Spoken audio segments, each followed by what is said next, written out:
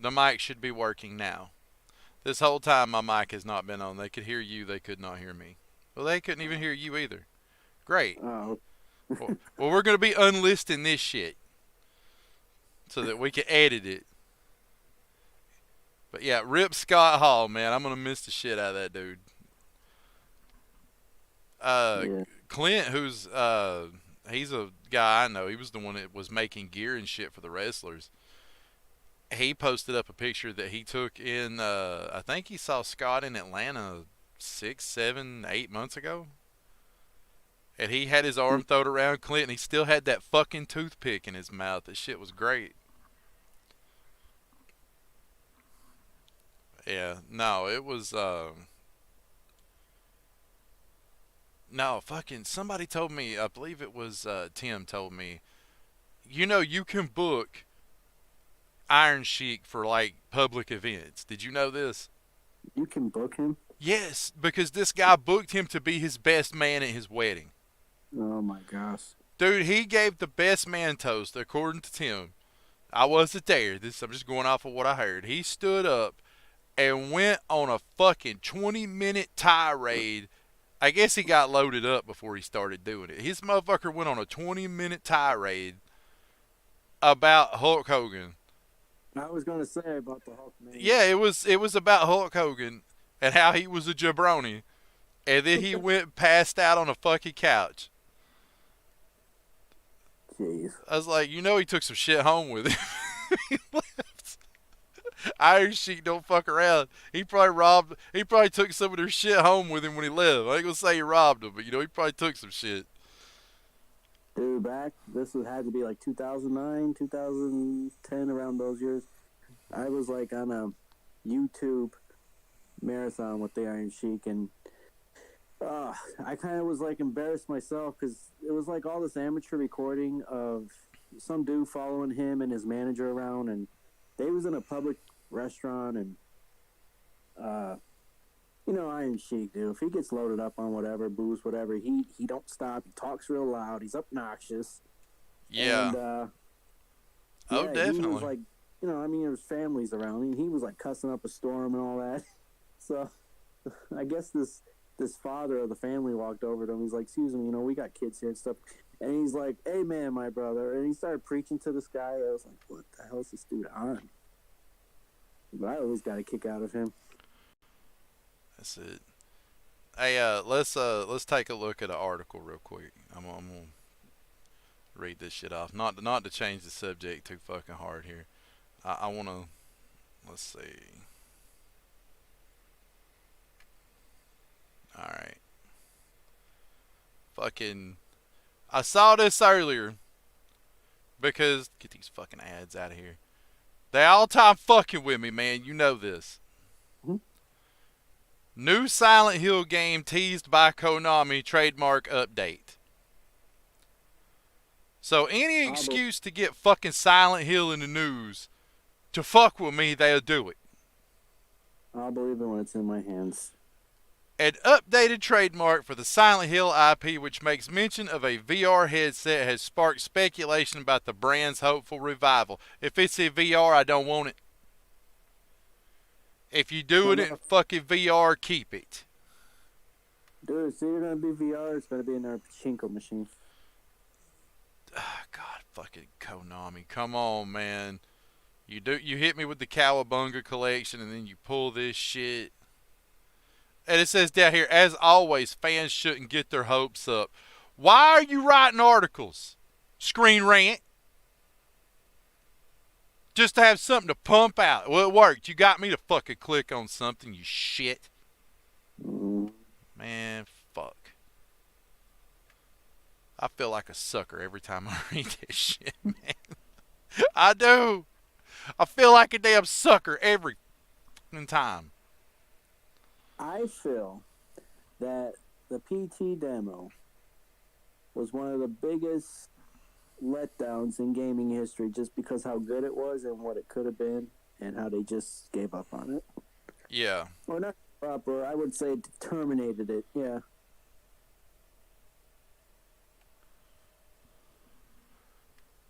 Like we talked about before, it got so bad where they even took the demo off where people had it.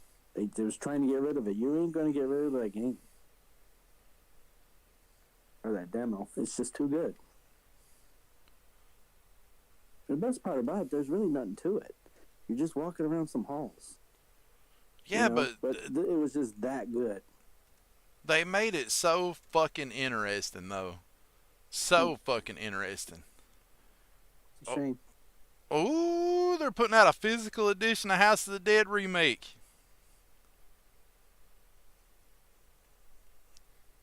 Let's go see what we get with that. Here, I'll text you what I'm looking at so you can have it too. Are you still there? Yeah, can you not hear me? I think I lost you. I said I got the they're doing they have a physical copy of House of the Dead remake. Did you catch it that time? No, oh, now you're back. I didn't hear you for a minute. Son of a bitch. They have a physical copy of House of the Dead remake. And apparently it comes with some of that good shit. Oh yeah, I forgot about that game. Yeah, here, let me I'll send you the article I'm looking at. For House of the Dead? Yeah. Yeah. It's supposed to come out this month or April? Hold on. I'll let you know. Let's see. House of the Dead remake gets physical with newly revealed limited edition. Oh, come on, man.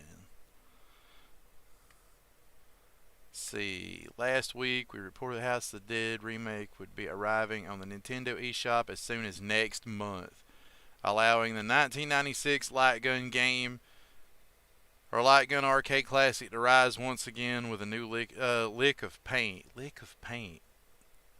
Fuck, is that a British thing? Is this a fucking British site? Lick of paint. I've never have you ever heard lick of paint? Nope. I've heard coat of paint. This has to be a British fucking website. I've never heard that shit before. Let's see, limited edition, which will be distributed by Microids, is now available to pre-order. If it doesn't come with a light gun, it comes with 2 character stands as stickers and a lenticular box art. What the hell? Pre-orders going live. Let's see. It'll be available on the eShop April 7th, with pre-orders going live March 31st. Did they give a price? For the limited edition or the game period? The game itself. They didn't give a price for it, but you know it's probably going to be fucking full price. If I had to guess, I'm going to say it's fucking full price. Well, I think this is the same team that made Panzer Dragoon. They made the remake of that or the re-release. Yeah. From what I understand. And that game was $19.99, $20. I can't see this being any different. If they're gonna ask like maybe 30 the most, but if they're gonna ask 40 or 50 or even 60, they're crazy. Here's the thing, man. If it ain't got a fucking light gun with it, I really don't want to play it. I mean, that's just as real as I can be about it. If it's not got that fucking light gun with it, I'm just not. I can't get myself excited about it. I don't think there is a light gun. There's for the Switch, is there? No. And these days, are you fucking kidding me, man? They ain't gonna put a light gun in with that shit. I mean, look how shit works now. They ain't gonna. No. Somebody might complain. Yeah. Dude. Imagine how much money you would make if you would put something like that out. Put out like, if there's not a light gun, get with somebody. Charge $100 for this fucking game for a high-end light. I will pay you. I will pay you for the light gun. I will give you my money. I'm trying to give you my fucking money, man. Dude, you know what's going to end up happening is you're going to, once this game comes out and other games like this, you're going to have someone that's going to 3D print something where you put the Joy Cons in it, and it operates as a light gun. Eh, they could do that. I would be interested in it. To be honest with you, the PS3 light guns, I wasn't the biggest fan. I work them. The Wii as well. I really, the Wii Zapper and all that shit, I really wasn't that big of a fan of it. I mean, I play with it, but at the same time, Saturn had the best light guns, isn't it? yes. Yes, I will And say Saturn did. Well, they, and PS2. PS2 had the Namcons or whatever they are, the Namco whatever the they are. gun cons, it came with Time Crisis. Time Crisis, that's it. Yeah, the gun con came with Time Crisis because we used to buy that shit constantly because I was excited because I thought the gun con would be compatible with Resident Evil Gun Survivor. But when they released it over here, it was just Resident Evil Survivor. Yeah. That was one of the few Resident Evil. I threw my nose up at that shit the minute they released it without light gun support, which the game wasn't that fucking great, even with a light gun, from what I understand. From some of the people I know that's messed with it. Mm. So here, okay. So as far as the limited edition of House of the Dead, it's going to be $40, and the game itself is going to be 25.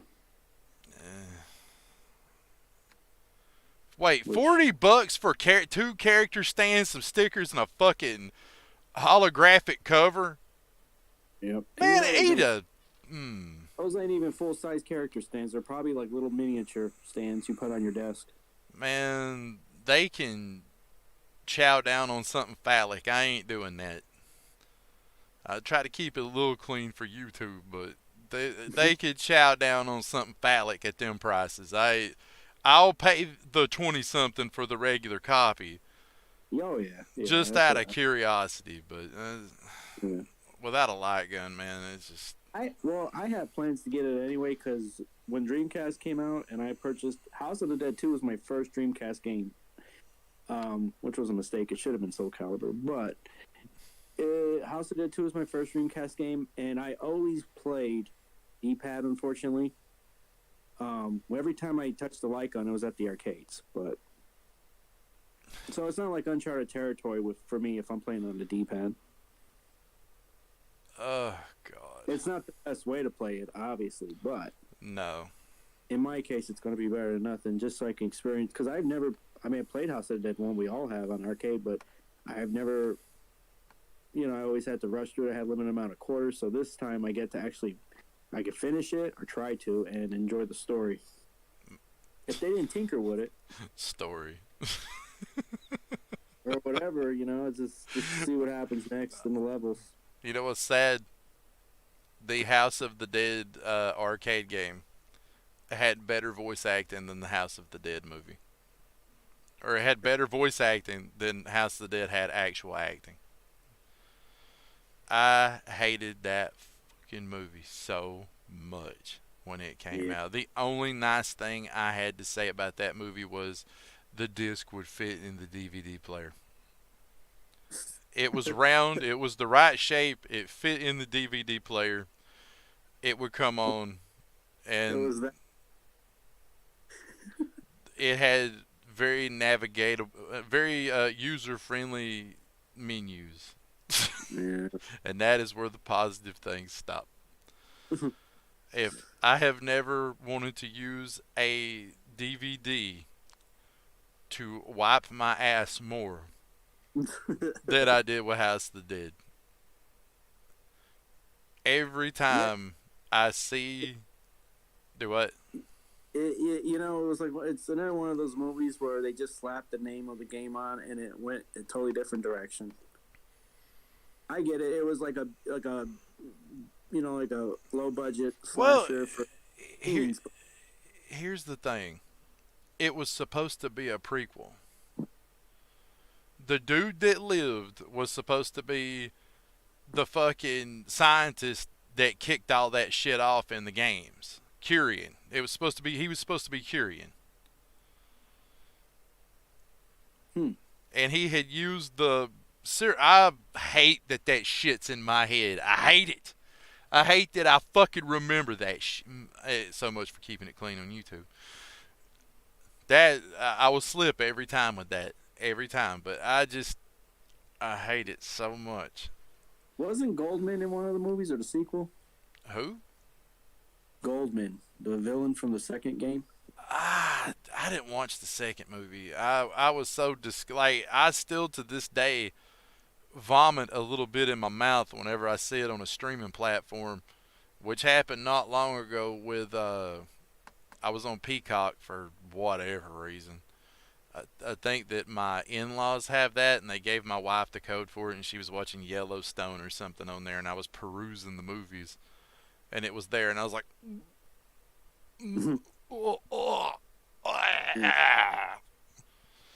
Dude, I'm even surprised they even made a sequel. Like, they thought that was a good idea. Oh, don't I know, man? Jesus, don't I know? And what's bad is it is so far removed from even like the games and the first movie. It's one of those that just completely ignores what came before it. And it is more sci-fi low budget. It's sci-fi original quality crap. Jeez. Well, hold on. No, there is one other positive uh to that first movie. Did you ever watch Smallville when it was on? No. Oh well, look up Erica Durance. She was the one that was Lois in that. She let the girls out in that movie, and that would be if I was ever gonna watch that movie again, it would be just for that, and and it would be very fast. Like, oh, there they are, and then it would be over with. I would be done with that very quick. Not that I need to. I've seen it. Even those two don't redeem that movie. I was like, if I could have like drug the dude that directed that shit through the streets after that movie was made, I would have. And that was what was like going back now and thinking about it. You know, that first game it didn't have much of a story to begin with, but still, you know, Was Sega even affiliated with those movies? if you gave Sega enough money, you could do whatever you wanted back in those days. So yeah, I mean, it's just like with Capcom, how they gave Capcom a little money to make the Resident Evil movies, and Resident Evil movies were half-assed versions of themselves up to the second one, and then Mm. after that it was just look how awesome Mila Jovovich is. Which those movies have their fans, and God bless you. If you like those movies, good for you. I ain't saying a negative thing about you. If you enjoy it, hey, you enjoy it. I wanted them to kind of keep the canon together. I was excited for that new one they were coming out with, and then they shit the bed with that too, and I was very upset. I don't think Yeah. Resident Evil 3 is going to get a three-peat. Or Resident Evil is going to get a three-peat. Not for a while. Nothing needs to be made right now. If they're smart, they'll put a halt on that because you know what I think though. What's going to happen? I have a feeling Sonic 2. Speaking of Sega films, Sonic 2. Yeah. I mean, I liked the first movie, believe it or not, because I watched it with my brother, and it was actually good. It could have been worse, because of his design, but when everyone reunites together and they could make things happen, and they made them change his design, and the film was pretty decent. I enjoyed it very, very good. Well, I mean, that was so I'm having high hopes, good hopes for the second film. I mean, they're already kind of doing good with the title, with the cover art. Dude, the thing about the first Sonic, and I was one of the most critical people when that. I just hope. I don't think he can hear that based on Sonic and Sonic 2's success, they don't get the itch to where it's like, hey, we need to do more video game films. Okay, Resident Evil did bad, but we're going to get back into it, and this time we'll make a sequel, And but you know what though? It's just like you said, they cannot help but put their own spin on it, and that's what's going to ruin it. It always ruins it. Hey, can you hear me? Yo, yo. Uh, Yep. hey, can you hear me now? Yeah. It's going in and out on the damn voice connected thing. That's what's happening. Like I don't know Uh, what's happening with that. It's like going like it's getting red and it's going well whatever. But now with Sonic, I was one of the most critical people when that shit was coming out when I saw the initial design because that thing was hideous. The light of God did not touch that thing. Okay, it didn't. It was oh my god, it was terrible. But the director sat down, he listened to the fucking complaints. He said, "Hey, you know what? We're going to push this shit back. We're going to fix it. We're going to make it look more like it's supposed to look. We're going to get it more in line with the games," which wasn't hard to do. Now, if anybody else would have been making that movie, they would have threw their middle finger up and been like, "You know, you if you don't like it, don't watch it. yeah. You They don't pull a like G4 it, on it. don't watch it." We'll get to them in a minute because there's some developments with that I find very fucking humorous, but still, Well, it what I can't understand is who in the hell even passed the original Sonic design to say, all right, we'll make the trailer, we'll publicize it, we'll put it in the public, and that'll be that. I mean, it's a good thing they did. You know, they didn't hide anything because they got our feedback. But who gave the green light for that design? well, I'm sure they were like it's like we talked about before. They want to put their spin on it, so that was their spin on it, and they when they got their feedback back about it, it was, "Oh shit, this ain't good." You know, people are like, "We fucking hate this shit," right? So what happened? You know, dude came out and said, "Hey, we'll push it back. We heard you. Pushed it back. Damn good movie. All right, my toddler will sit and watch that shit at least once a week, and it's a bearable enough movie that I can watch it." Yeah, And they're putting so much stuff in there. And Easter eggs. And dude, have you seen the fucking the newest trailer they put out for that shit? I didn't get a chance to. No. Let fuck it, we watch it together. I don't know if you can see this shit or not, but we'll get it straightened out here. Hold on. You know what the original design reminded me of? Peter from Jumanji when he turned into the monkey. Yes, yes, I know exactly what you're talking about. Jesus Christ. I know exactly what you mean. Hold on, well, I think that was a meme on you, Twitter with that. get us back over here. We'll go watch that shit real quick while we're sitting here. Do-do-do.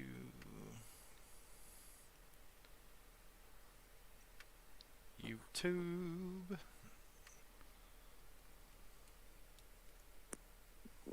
Come on.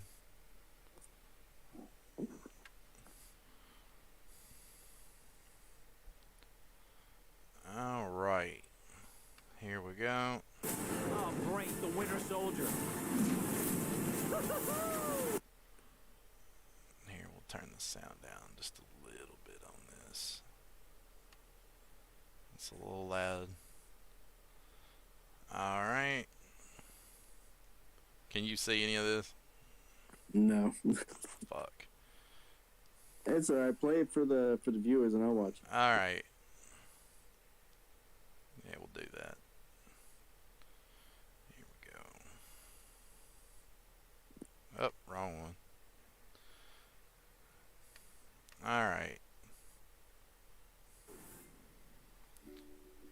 These rings signify the commitment. All right. So already they're working in his ringtone is like the Green Hill Zone theme, and apparently Mm-hmm. you remember his bitchy sister-in-law that he had. Apparently she's getting married. She's gonna get married now. Okay. All right, so I guess this is a throwback to the ice cap zone from 3. Yeah, And they just crashed the wedding with a fucking avalanche from the damn ice caps. Oh Lord, there's two of them now. What's happening? Okay, quick version. Robotnik is back. I discovered the source of I love that he did not fix his mustache while he was gone. Robotnik did not fix his mustache at all while he was gone. And that they're bringing the Chaos Emeralds into this shit. That's gonna be, yeah. Unfortunately, they've only got like one of them. We need to get it back or the world is doomed. Knuckles. space porcupine. I am an echidna warrior. Who's doing the voice for Knuckles in this? I'm gonna have to look that up. Make sure my sound's not messed up here. You can still hear me, right? Yeah. Alright, you ain't dipped out. Alright, good deal. Hedgehog. It's time to say goodbye to humanity.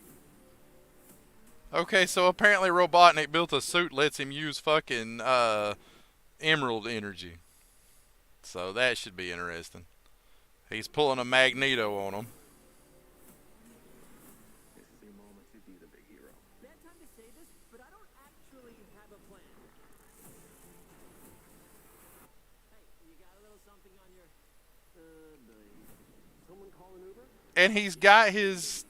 Okay. Let's turn up the heat. His little, the little thing Robotnik used to get around in. You know, the little egg-shaped flying thingy? Yeah, his little, like, aircraft thing. Yeah, he's got that. See, that's what we need, man. We need game Yeah. content in these movies. They're staying... Alright. Alright, they just sell me on this shit more and more. That's great that he's actually got that. Best part about all this, you have the director not saying anything about, well, we're going to try to stay true to the game. I'm a fan and this and that, just like the Resident Evil director. Nowhere near like the game. But then this comes out, and I like how they come. I mean, how would you make a Sonic movie when it's all, you know, the worlds are all fantasy, right? But how it's mixed in with our world, it's just crazy. It works. Works well. Okay, so they've got Robotnik's giant fucking robot in this. Are you It's serious? very reminiscent of the final boss from Sonic 2. Very, very reminiscent. I'm talking, yeah, it's even got the mustache and everything. That is insane. I didn't think they would go that far with this.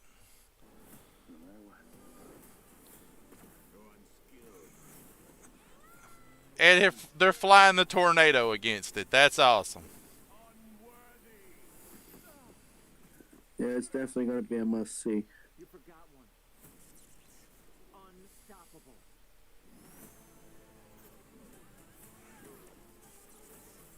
Alright, this should be, yeah. Alright, cut print, you got my money. Knuckles, you are really bad at punching. Hey, did you know there's a Bleach game PSN for free? What? A Bleach game, the anime. And you said it's free? It's free.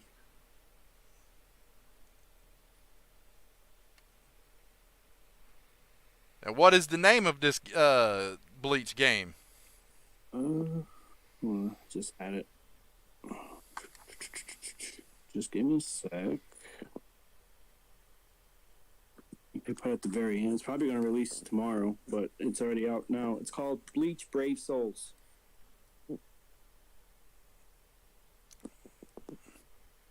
I don't remember that one. It sounds familiar, but I don't remember that one.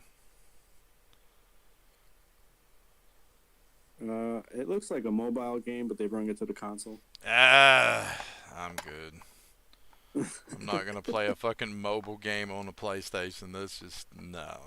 We're getting. Yeah, I'm looking at the screenshots, and it's all set up like a mobile. Like all the buttons are set up for mobile, but you know it's all mapped for the control. Nah, if I want to play a Bleach game, I'll play that one they had on the Wii that was a fighting game. I actually enjoyed that. They're all little chibi characters too. They're all chibi versions. They're not even. Nah, I'm good on that one. I'm good. I put it in the library just to collect it, just for the heck of it. It's free. Bleach was. I loved Bleach, but I hated the filler arcs in Bleach. They were so fucking stupid. I never even seen it at all. I highly recommend Bleach, except for the damn Bount arc, the new Captain arc, and the shit where the swords rebelled. Like, those were long ass filler arcs. Okay? They didn't make no. Like, the Bount I could tolerate a little bit because that was the first filler arc they did. I'm like, I'm sure they got to make time, until they could put the next one out. It's whatever. But I can't. There's such a thing as too much fucking filler, dude. Too much filler, and that. Now, don't get me wrong. Dragon Ball Z was really bad about it. I mean, it took from the start of him fighting Frieza, watching that shit broadcast on Cartoon Network during fucking Toonami. It took them 6 months to kill fucking Frieza. From the start of that fight. Cell and Boo was shorter than Frieza, was it? Oh, God, Frieza. They did a filler arc between Frieza and androids. It was, they did, after all, stretching out Frieza for as long as they could. Dude, even when they finally killed Frieza, my dad was invested by that point. He was like, thank God. I never thought this was going to end. And then after they did the Garlic Jr. shit, where, I forget what all happened in that. I've memory hold it. But they did that, and then, like, the first arc coming back is Frieza's alive again. And my dad's like, I'm not watching this shit anymore. I'm like, I don't think he's going to be around that long. And then sure enough, like 3 episodes in, and Dad's like, all right, I'll watch again. He's gone. It's fine. I'm fine with this now.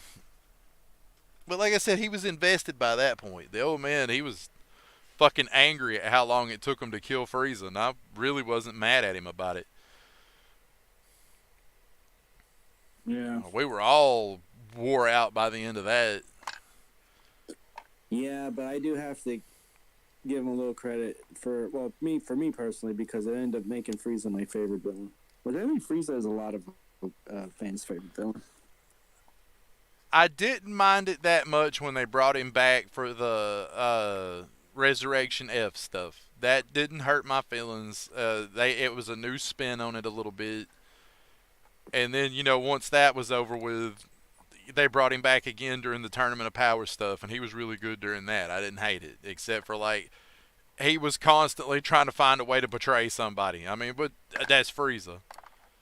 Like, I'm going to sell everybody out every chance I get. To hell with all you people.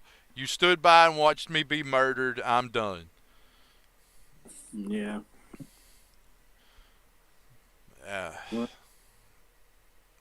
It was a long-ass saga. I know that. Boo was really long, too, and unnecessarily long in spots.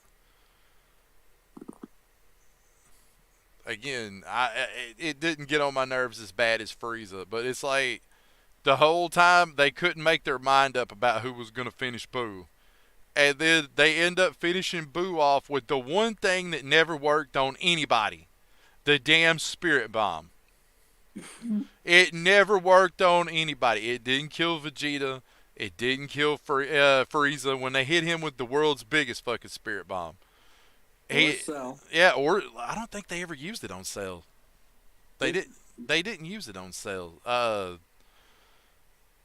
No. Goku had his fight with Cell, and then he bowed out after he hit him with the instant transmission Kamehameha. I got it confused when Cell was self-destruct. Yeah, Cell self-destructed, and he took him to King Kai's planet and let him blow up there. Yeah. which King Kai has still never forgiven him for. But I'll tell you, I was upset with Resurrection when with the voice act. They should have brought Linda Young back for Frieza. She had the best voice for him. I thought that they were going to do that because the guy that they had, he passed away, I think, in the last year. I can't remember. He's had health problems for a minute, and I think he finally passed away. And they've got somebody new doing it, and there's a whole controversy going on with him that I'm not going to get into in this live stream. But we'll get into it in another one, but not tonight because it's long and. Which, don't get me wrong, we ain't got nothing but time, but I ain't trying to get into that tonight. Because it's, The thing about Linda Young was she had this voice where it gave Frieza this mysterious vibe where you didn't know if he was, you didn't know really if he was a man or a woman. He was just like an alien. it's very androgynous. It's very Yeah, androgynous. it was a perfect voice for him. She did work on Yu Yu Hakusho as well. Did she? Yeah, she was Genkai. Hmm. It was she got to be a little bit more feminine in that one because she was playing an older lady, but I think she even did the younger parts with Genkai, but I'm not 100% sure. It's been a long time since I watched that. Yeah, there was a thing on TikTok.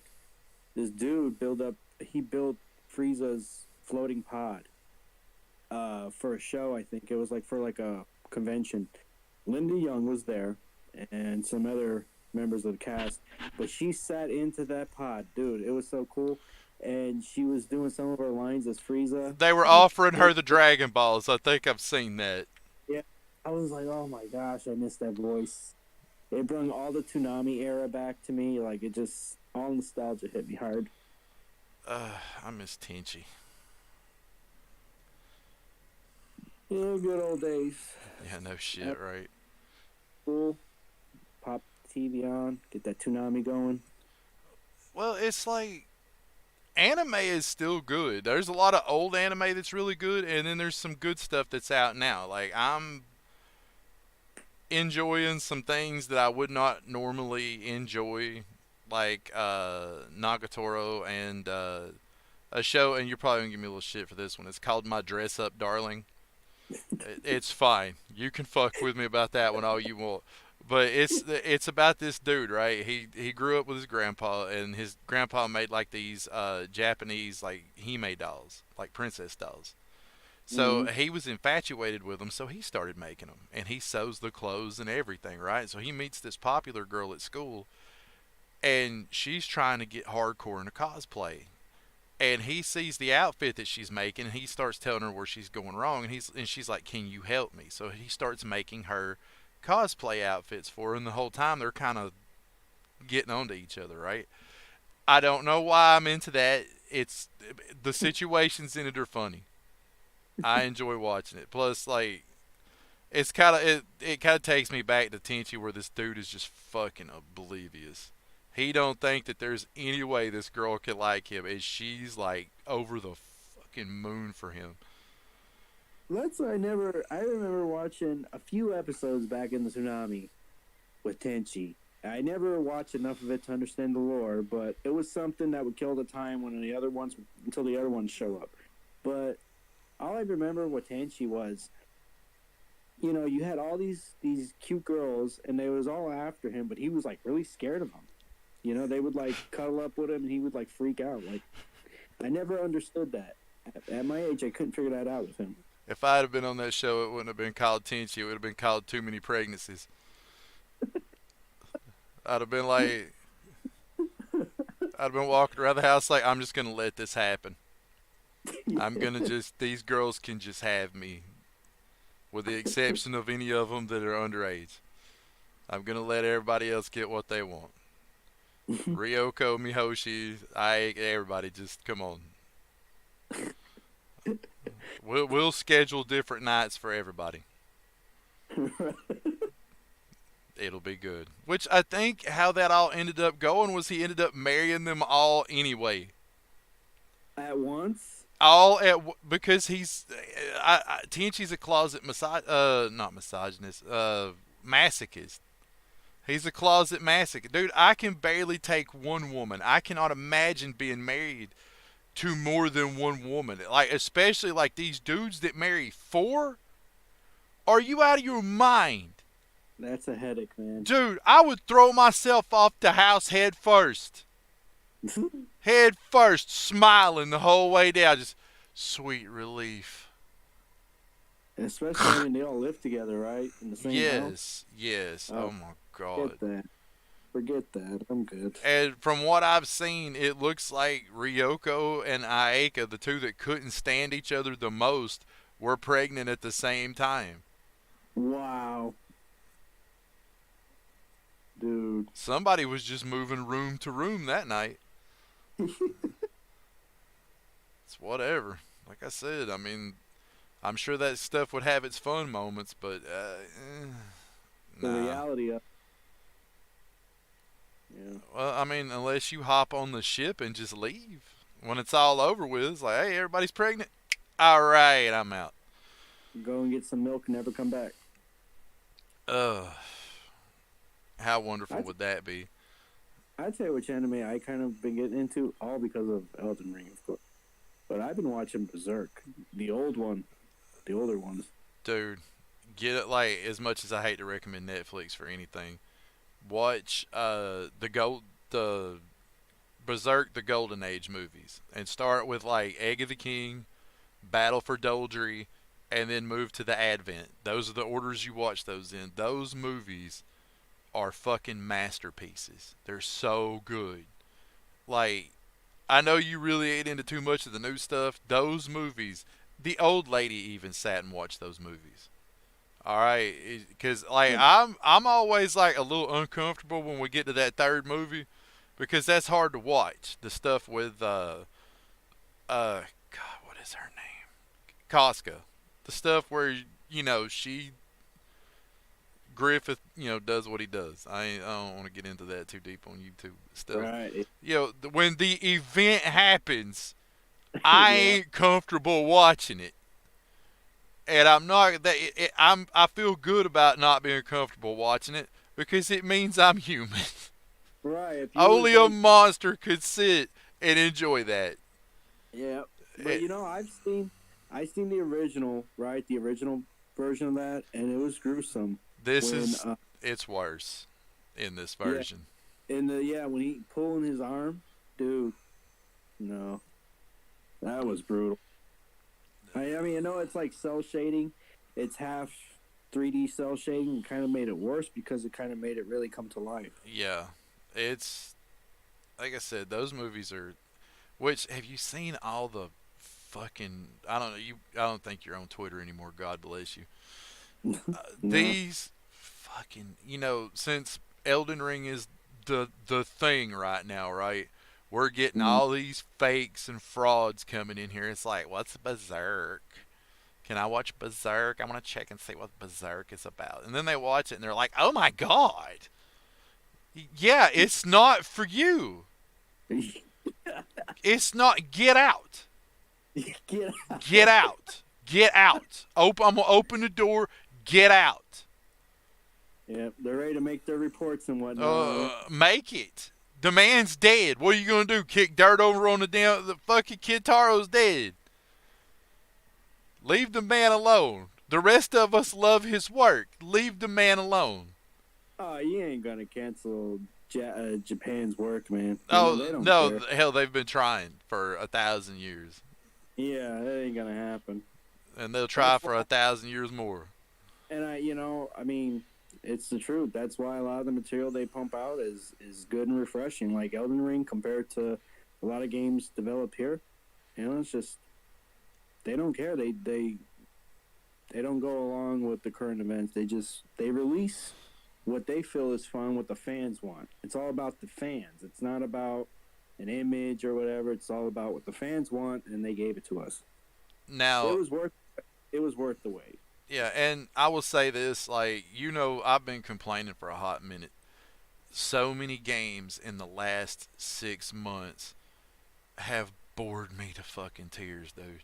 I have been so bored. Anything that was not a fighting game that I have tried to play single player has just been utter garbage, man. I just can't deal with it. And then I play this, and this is like being given air after being suffocated for months. Submerged underwater. Yeah, and then you finally they're come- letting you breathe. Yeah. Well, you seen how long I was on it, and I don't stay really that long on games. No, you are more ADD about that shit than I am, really, and I hop around a lot. Yeah, but I couldn't stop.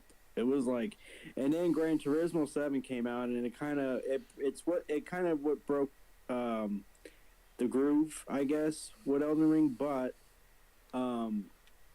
it's one of those things now. See, the thing about Elden Ring, especially since I know a lot about it now, I'm like scared, and I'm not scared to go back to it because I know once I go for a rebuild like I want to, it's gonna consume me again because it's just that kind of game. It's just addicting.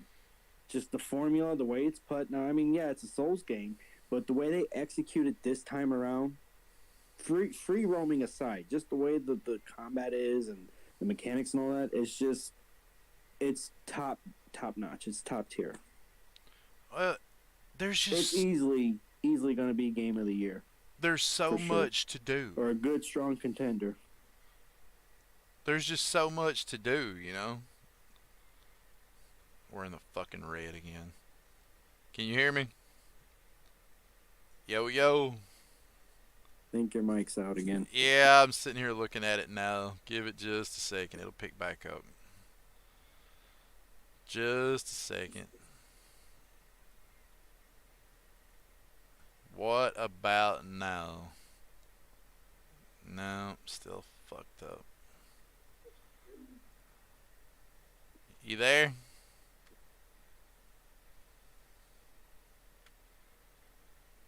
All right. Can you hear me now? There you- Yeah, whenever it does that, I'm just going to have to pop out, pop back in. Okay. That's what I'm going to have to do with it. But nah, man, there's so much to do in in that game. And I mean, they're just kind of you're not stuck to any one path. You can do whatever you want to do. You just Yep. free. They're like, you can't beat a boss, travel the map, gather power, level your ass up, come back, do what you can do. And then, I mean, if you can't, go grind more. I have found more just looking for dungeons, looking for just whatever you can find. And I've had a shit ton of fun doing it. Honestly, like a buddy of mine asked me about it. I told him it's like a more adult version of Zelda, is what it is. Like with the overworld map, they give your ass a horse, a weapon, and they turn your ass loose, and then you just do you at that point. It's got like the foundation it's built on is like Zelda, but also I kind of was thinking about this the other day. It kind of reminds me something like Dead Stranding. How Dead Stranding is you're set on this world, you go anywhere or whatever, do as you please, but at the same time it's boring, right? I mean, to Yeah. me, Dead Stranding was pretty boring. I respect the game, but it was boring. Well, here it's like complete opposite. You can do as you want, but every time you make a turn and you go somewhere or you explore, it's fun. Yeah, You know? Yeah, I've had a lot of fun with that. I did not play Death Stranding because I was so scared I was going to be fucking disappointed with it, and I'm glad I didn't play it, and I'm glad I didn't buy it. You will be. Yeah, I mean, you go in there expecting a Metal Gear level No. experience, and you're not going to get it. Now, what I would love to see from Kojima, and we'll probably never see it, is a Snatcher remake. Oh my gosh, dude! If they brung back Snatcher, dude, even if they just re-release it, I would be happy. But a remake would be, third person. That's the cyberpunk game I actually want.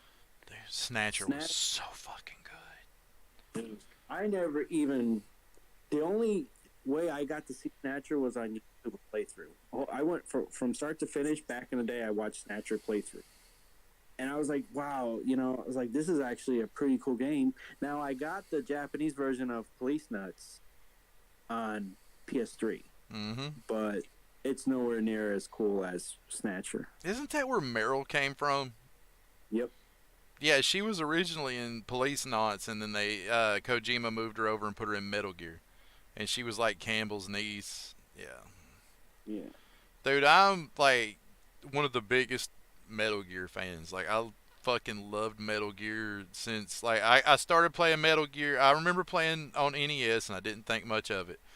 When they released Metal Gear Solid back in the day, I remember getting the demo from Pizza Hut. Yep. Same here. And I was like, dude, this is the best shit ever. I will play this.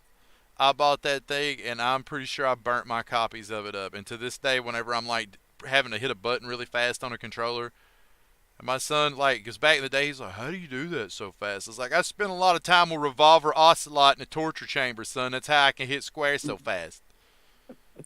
I was trained by Shalashaska. He showed me how. What's crazy was, so yeah, I was in Ohio visiting family, and we ordered pizza before, and with Pizza Hut, and that's how we got the demo in my hands.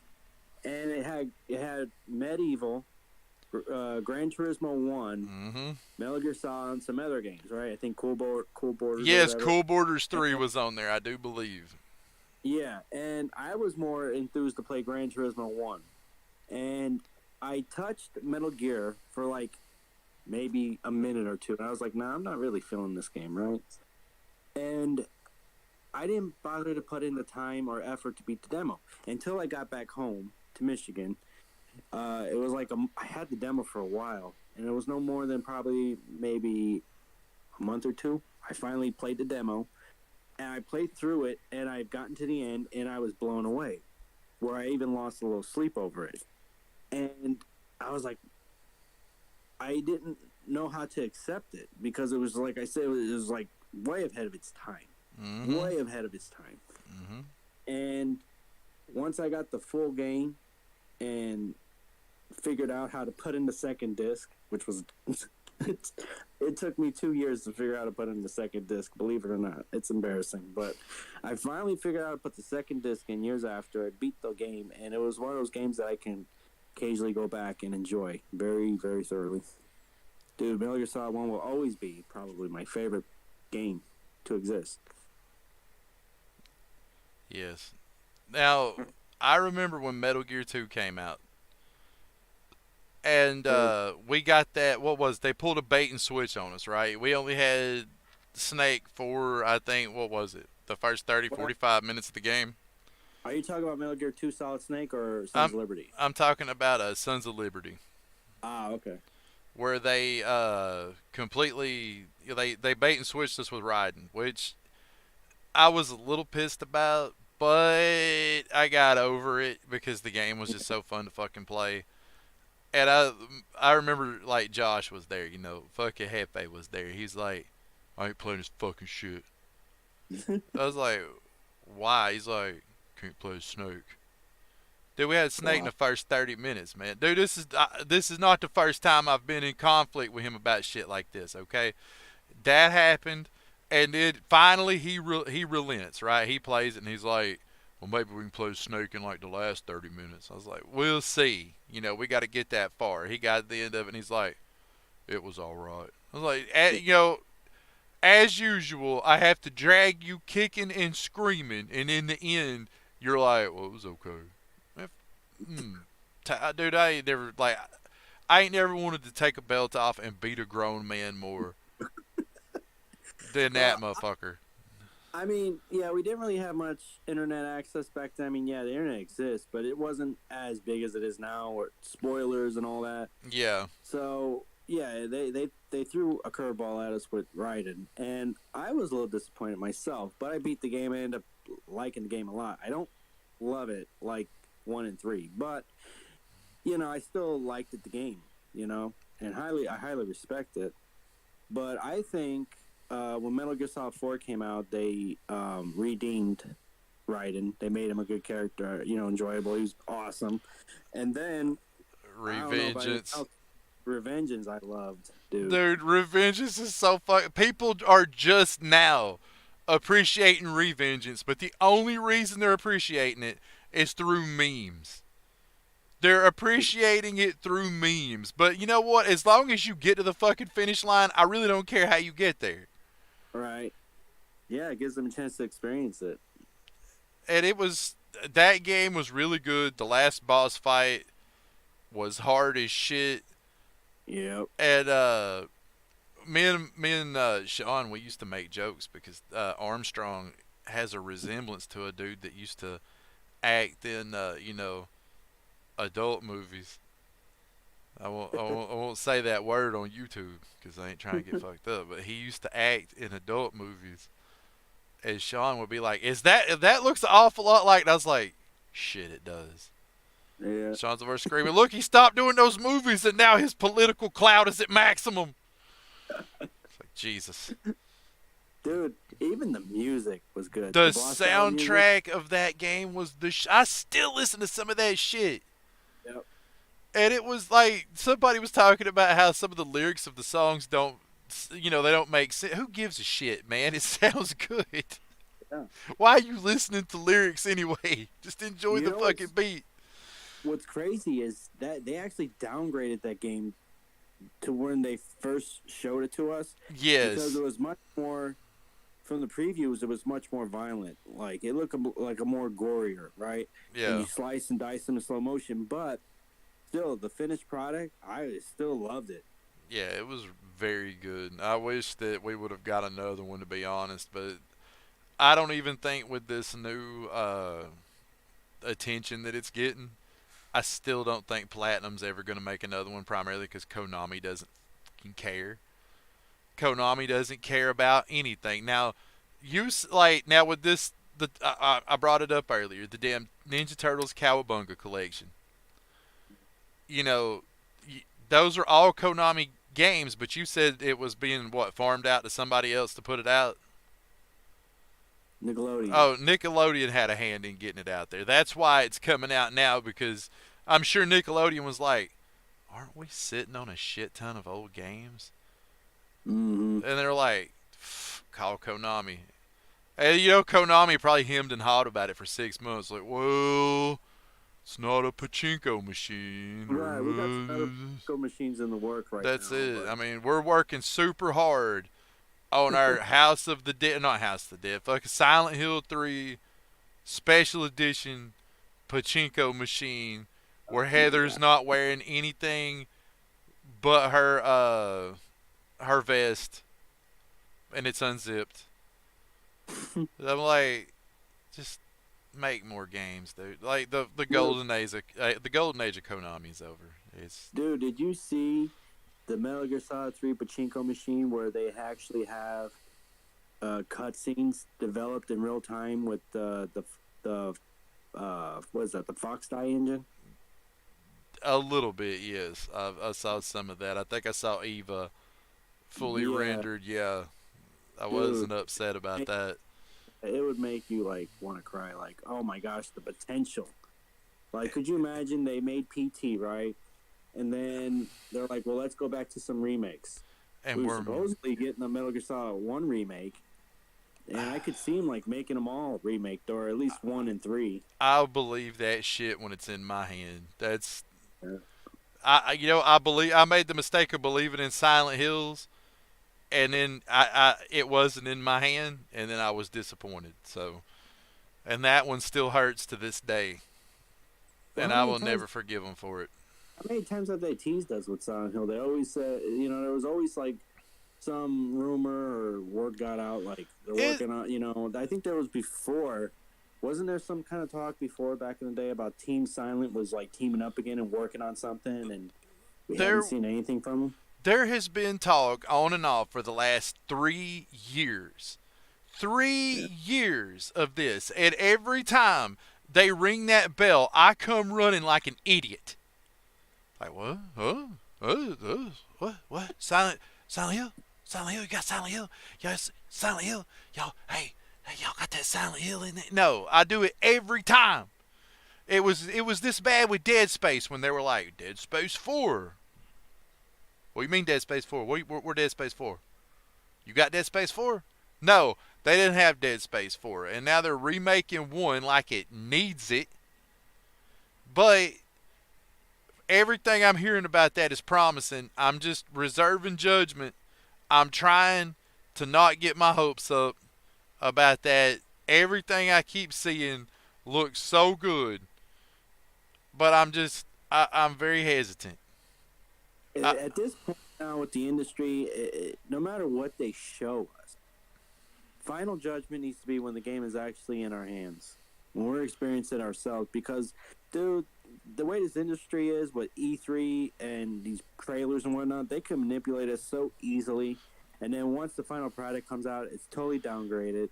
A lot can be changed. and they have. I remember when the Japanese developers used to pride themselves on when they showed you something, like you got excited about it, that got them excited. That made them proud of their work.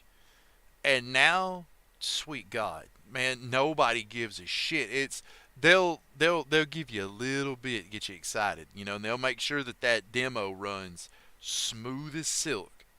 And then when you get the game in 6, 8, 9, 10 months, it's buggy as shit. They released it half done.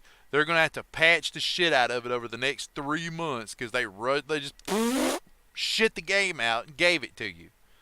It wasn't done. There's no quality control. Do you know who? You know who's hired for fucking quality control? You We are. are. You are. You're fucking quality control for these game companies.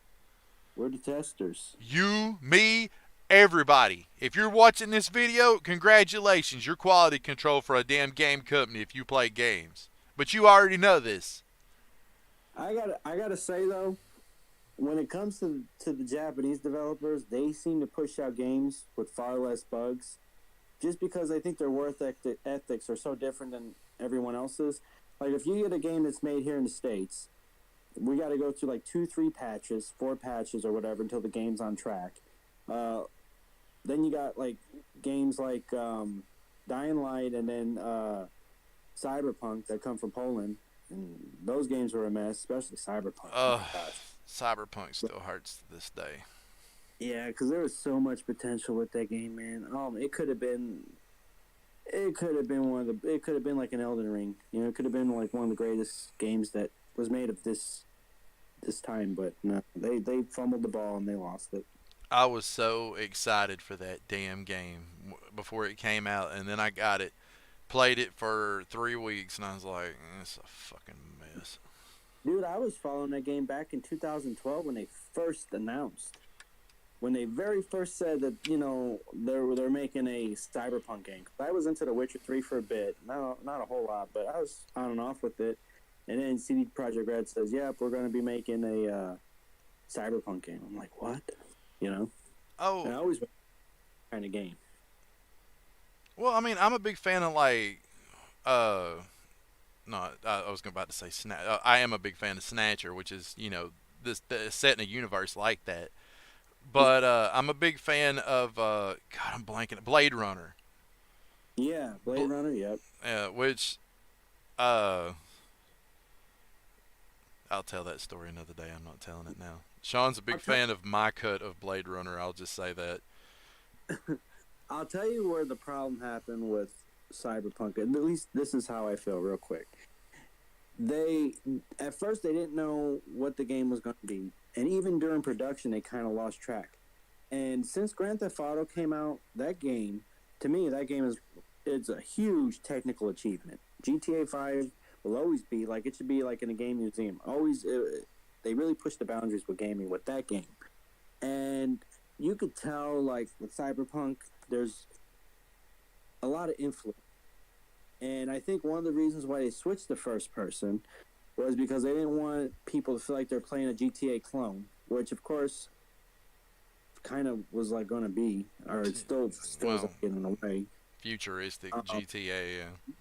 yeah, and someone else said that too. Somebody that uh, actually creates cyberpunk lore even said about the game, said it looks like a GTA 5 reskin for cyberpunk in a cyberpunk theme.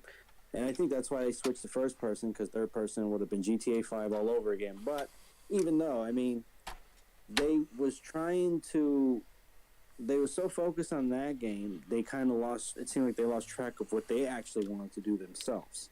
Right. Yeah, the deep dive gameplay trailer, which, dude, like, I watched that trailer before, and it hurts because that trailer made the game look so good. Like, even if there was bits and pieces of GTA in there, I don't care. It was like, still like, I don't know.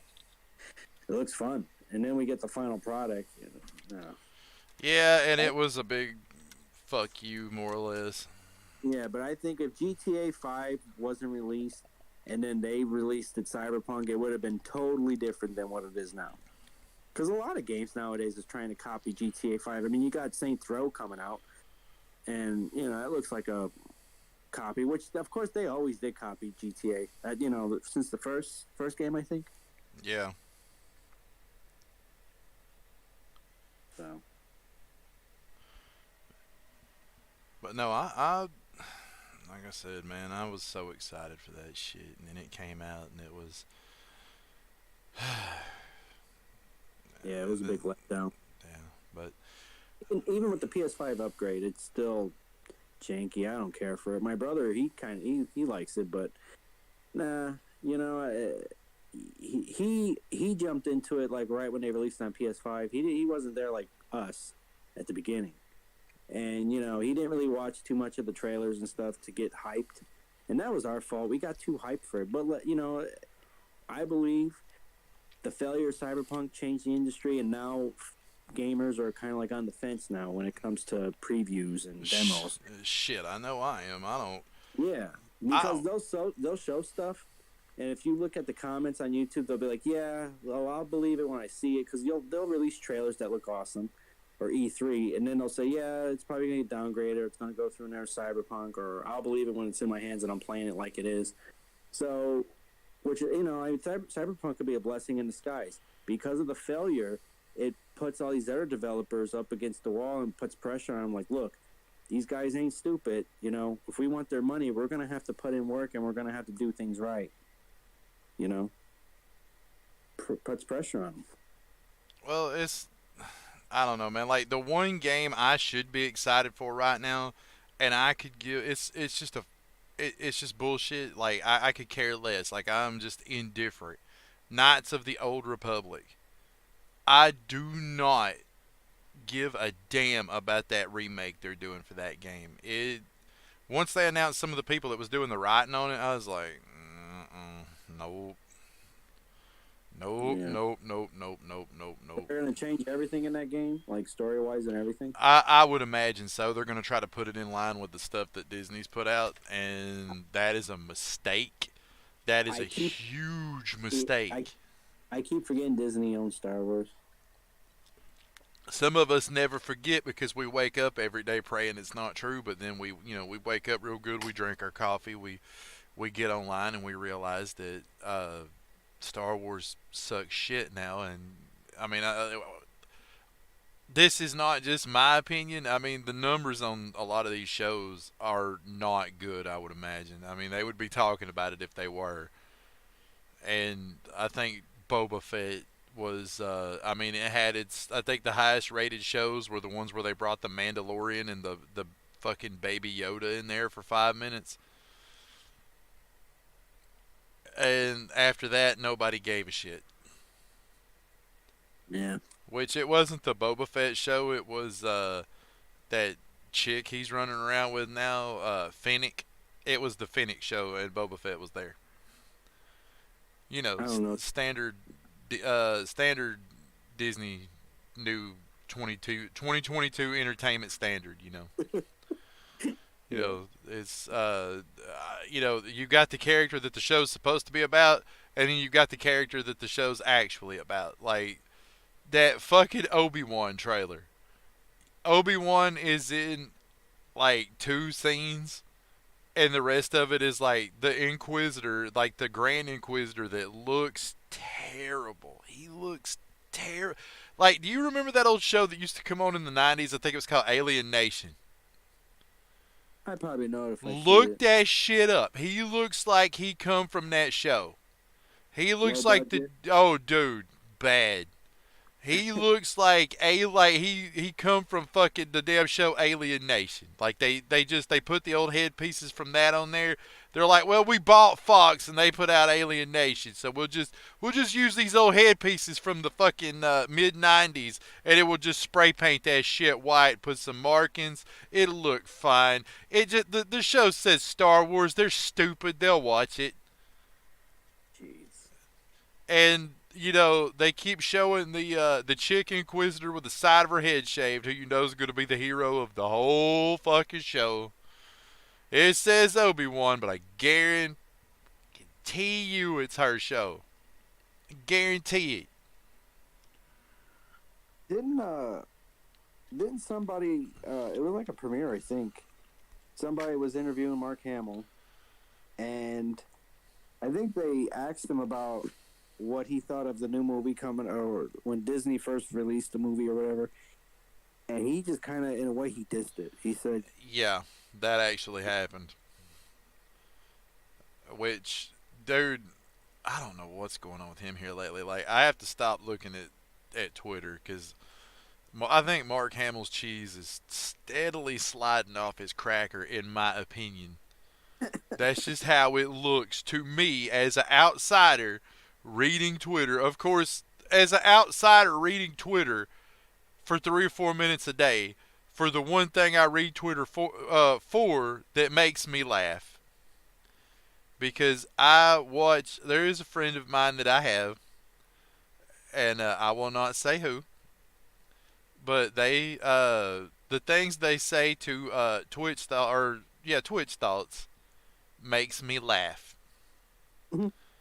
And Enzo knows what I'm talking about. Sean knows what I'm talking about.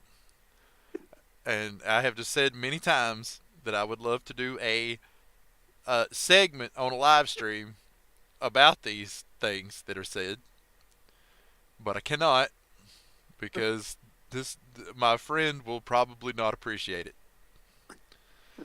But know that I laugh about that shit every morning while I'm in the bathroom. The 30 minutes I'm in the bathroom in the morning, I'm reading that and laughing every morning. And Enzo's laughing too because I'm clipping that shit and texting it to him every morning. And sometimes Sean.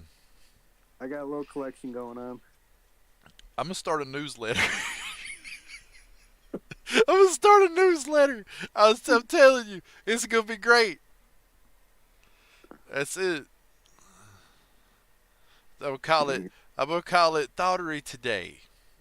Thoughterly Today? And I'm going to send that out. I'm going to post it. I'm like, what is going on in Thoughterly today? Well, ask my main man here. He'll tell you. Because he's all hot on the trail, man. He's like Walker, Texas Ranger. The eyes of the Ranger are upon you, baby. Oh, man.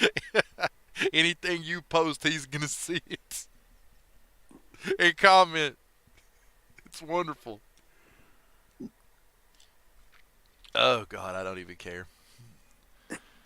Oh Jesus, this is the things I have to do to me. I have two friends like this, man. I told you about the other one. I won't name them. Yeah. But yeah, this is how I get my entertainment. I switch between Facebook and Twitter. Twitter. I have to know where we're at in the saga on Facebook now. I treat this just like fucking Dragon Ball Z. We hadn't hit a filler arc yet. We're still in the main storyline, but it's progressing. I'm fucking Thoughtstradamus. I have predicted every stage of this shit up to now. I have predicted it. It's come to pass. It has. I can see every future but mine. I also can't see lottery numbers. I've tried. I look into my crystal ball, I can't see shit. But I can tell you what crazy women will do. Yeah. because it's happening right now. I'm watching it unfold. And somebody might be like, but FM, why don't you warn them? I have tried to warn these people. They don't listen to me. Nobody Nope. listens to me. That is my curse. If What I does do what? That's probably what they're saying. What does Viper know? He don't know. That's it. I have seen and done and fucked up a lot. And I'm here to tell you, like, it don't matter. Some of y'all might agree with me on some of this, but if I guarantee you that is the curse that God has gave me. If I met you on the street and saw you making a huge mistake and tried to warn you, you would brush me off and keep walking, arm in arm with that mistake to spite me. So I have stopped trying. What else can you do? Watch. That's all. I grab a drink and I watch these dumpster fires unfold. You know, it's all you can do is just watch it burn. When you Yeah. can't put the house out because people won't let you. You've Yeah, told. no choice after that, right? Just That's it. You've told them their house is on fire. They scoffed at you. They scoffed at you. They told you, my house isn't on fire. What are you talking about? My house isn't on fire. And then 2 hours, my house is burning down. I'm in the front yard of my fucking lawn chair because I did my part. eating popcorn. That's it. I'm going to watch you get burned out. I hope you got fucking homeowner's insurance. And when they come out running, just have a big smile on that face. That's it. Why didn't you do anything? I'll slap you. I will take my shoe off and beat you with it. Oh my god. Speaking of dumpster fires, how was Batman? Didn't you see that last weekend? They did. Uh, Go ahead and let's get started on that. We'll hear all about Batman. Just start it from the beginning, and we'll go into what was good and what was shit. Well, without spoiling anything, all I can say is it wasn't what I expected. I get that they're trying to bring out the detective side of Batman, but I think they missed the mark. You know, yeah, compared to the Dark Knight, right? I mean, Dark Knight was more action based, and all that. Well, here it's more slow. But the problem is, it didn't ever seem to pick up. It was like kind of, for me, it was slow from start to finish. And, like they didn't really use they wasn't really influenced. They just straight up copied and pasted, in my opinion, on some things, like on other horror film elements. You talking about like Seven and stuff like that? Seven and Saw, especially Saw, yeah, there was just a few segments where it's like, oh, this is like Saw all over again, and then it's like with with Robert Pattinson, he just he looked cool, he looked pretty cool, but his acting was Edward all over again in a bat suit. That's basically what it was to me, He was just Edward Cullen in a fucking bad suit. And like another thing about it too, it was like based on what's going on, like the current events today, or I mean, at least before 2020, let's say, takes like a lot of influence with this film, or like it kind of like built from there. Like there's a lot of stuff that was unnecessary that was spoken in there, and it's stuff that really doesn't belong in a Batman film, in my opinion. And, Was it a certain Catwoman line I've been hearing about? Yeah, it was a certain Catwoman line, and the whole thing about Gotham being weak and being overrun by elite leaders and whatnot, and having its citizens victim to crime. It was like how can I say, like, okay, so you got, like, I mean, it's no surprise there's Penguin and whatnot, but like that to me, it seemed like they wasn't the real villains. It was like the ones that's in charge. Like all the political leaders. They was the real villains. So And so the real villain was white privilege the whole time. yeah, basically, yeah, that's what it was making it out to be. So I'm Pretty. I'm yeah, I'm also hearing something about incel Riddler. Is that accurate, you think? Incel Riddler. Yeah, they say try to say that's kind of how they played Riddler up, like he was this, like the fucking incel type. It seemed like it, Yeah, sounds about but right. and then like when how can I say without ruining anything? Of course, Dude. there's Hey, cameos and whatnot, and the go way they ahead, play. go ahead and Well, the ruin way it, dude. well, the way they played some of these cameos, like say for instance, like Joker. I'm gonna have to say it. They missed the mark with him. He wasn't presented pretty good in there. They could have did better, but I mean, we kind of all knew he was going to show up in there some way or Yeah, another. But the way they unfolded him was, just and like I said, with Riddler himself, he was tastefully done.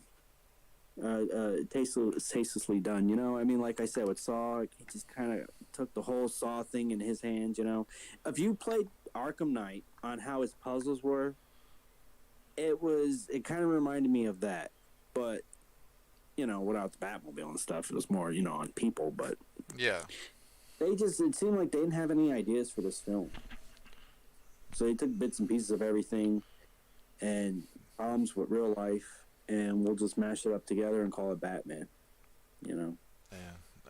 I've heard mixed reviews. I've heard some people really enjoy it. I've heard some people, that the Catwoman line and the Riddler stuff just kind of pulled them straight out of the damn movie.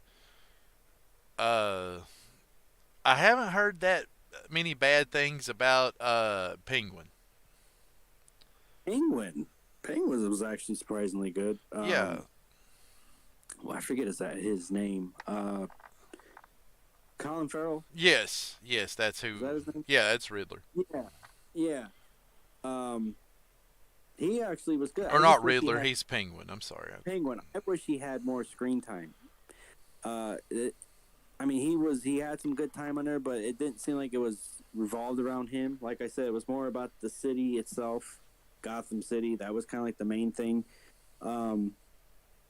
But like, and then like there was parts where they made Penguin seem like this little pathetic dude. Like like he really wasn't taken serious.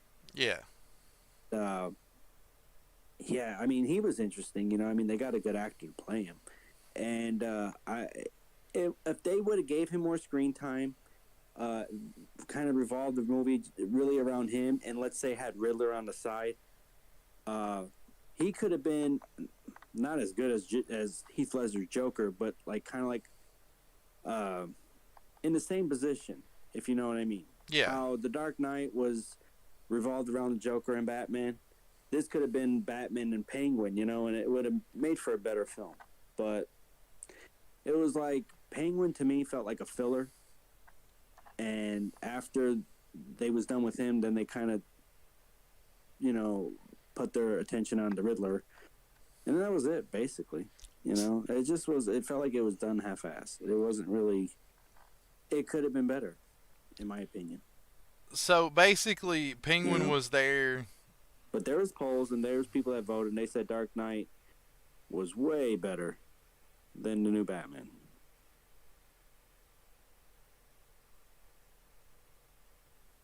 I lost you there for a second. But no,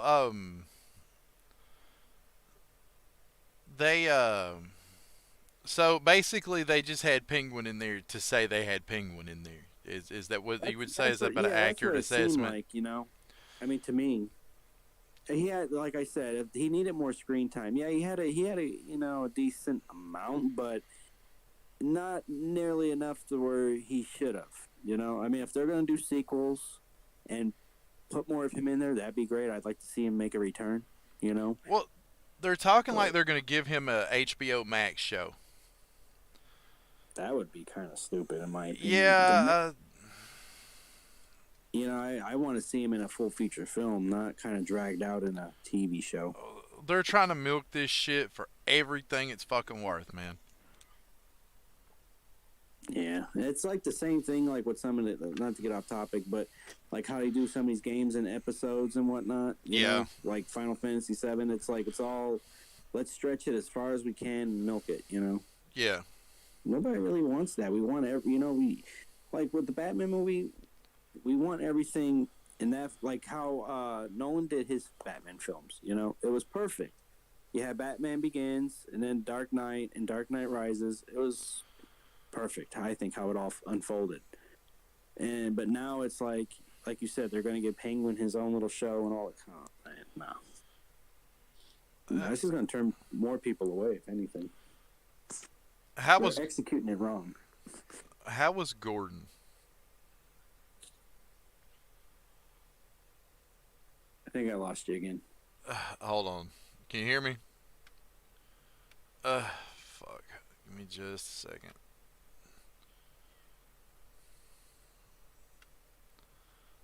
Alright, can you hear me now? Yeah, I said, how was Gordon? I liked him. Gordon was okay. I didn't really care for the change of race, I guess you could say. You know, that didn't bother me. You know, as long as he did. Now, I still think that Gary Oldman is probably like the best Gordon. You can't beat Gary Oldman with a stick on any fucking thing he's ever been in. Dude, True Romance and Hector or Hannibal. Hector When he was, dude, when he was in Hannibal, I didn't even know that was him. right? Yeah, exactly. I didn't even know that was him. It's like that meme they put out a while back. What was it? It's like you're gonna go home one day, you're gonna look in the mirror, and then you're just gonna start pulling your hair and shit off. You're gonna find out you were Gary Oldman the whole fucking time. You know what's crazy? That's the same dude that played Zorg in Fifth Element, Mm-hmm. or the same guy that played in the Leon the Professional. Yeah, I mean he was in all that stuff, and he's like he has such range, dude. That he's never like you know how some actors like I'm not shitting on Ryan Reynolds. I think he does a good job. But Ryan Reynolds is Ryan Reynolds in every movie he's in. Same with The Rock. Yeah, he's The Rock in every movie he's in. Gary Oldman is whoever the fucking movie needs Gary Oldman to be. Gary Oldman is never Gary Oldman. Nope.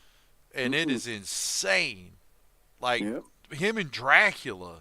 Jeez. Dracula, dude. In My True Romance, when he played Drexel, oh Yeah. my gosh, dude. I mean, two totally different people. If you go from Drexel to Commissioner Gordon, two totally different people. There's no similarities or, I mean, maybe facial structure, but That that's is it. That is literally They're totally it. two different people. But yeah, I mean, I enjoyed Gary Oldman's Gordon better, but he did okay. I didn't even know the dude's name, but he did all right. That was what I was waiting to actor see, for actually. Riddler he was okay too. But like I said, out of the Riddler or Penguin, Colin Farrell did a much better job.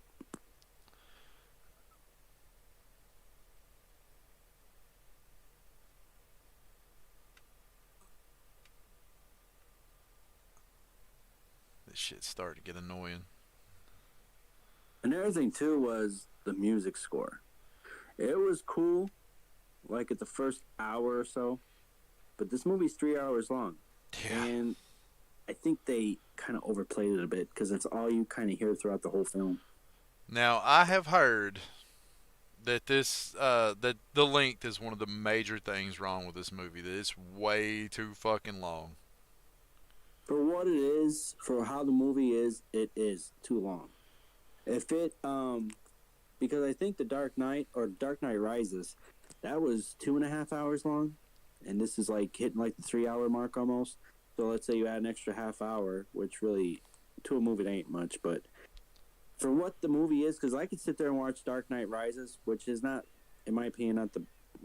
It's better than this, but it's not better as the Dark Knight. But I could sit and watch The Dark Knight Rises for 2.5 hours and kind of lose track of time and not really get bored. This here, though, how slow the movie is and what little it kind of offers for a 3 hour mark is pushing it. And my coworker, he saw the film and he said he was almost falling asleep on it. You don't want to fall asleep on a Batman movie. No. Well, not any movie, but especially a Batman movie. If you're getting tired and you want to fall asleep or you want to leave, they did something wrong.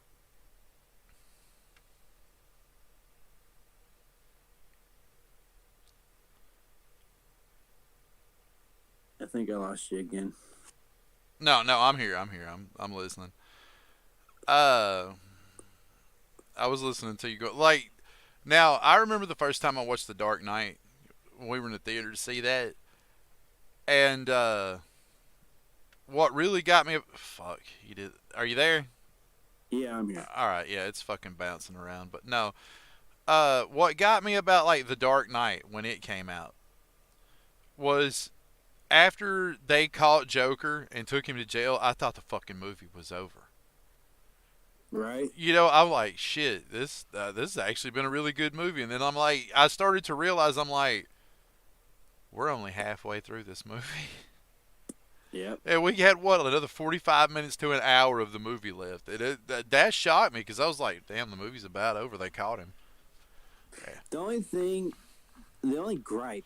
only gripe I have with that movie is how they ended the Joker.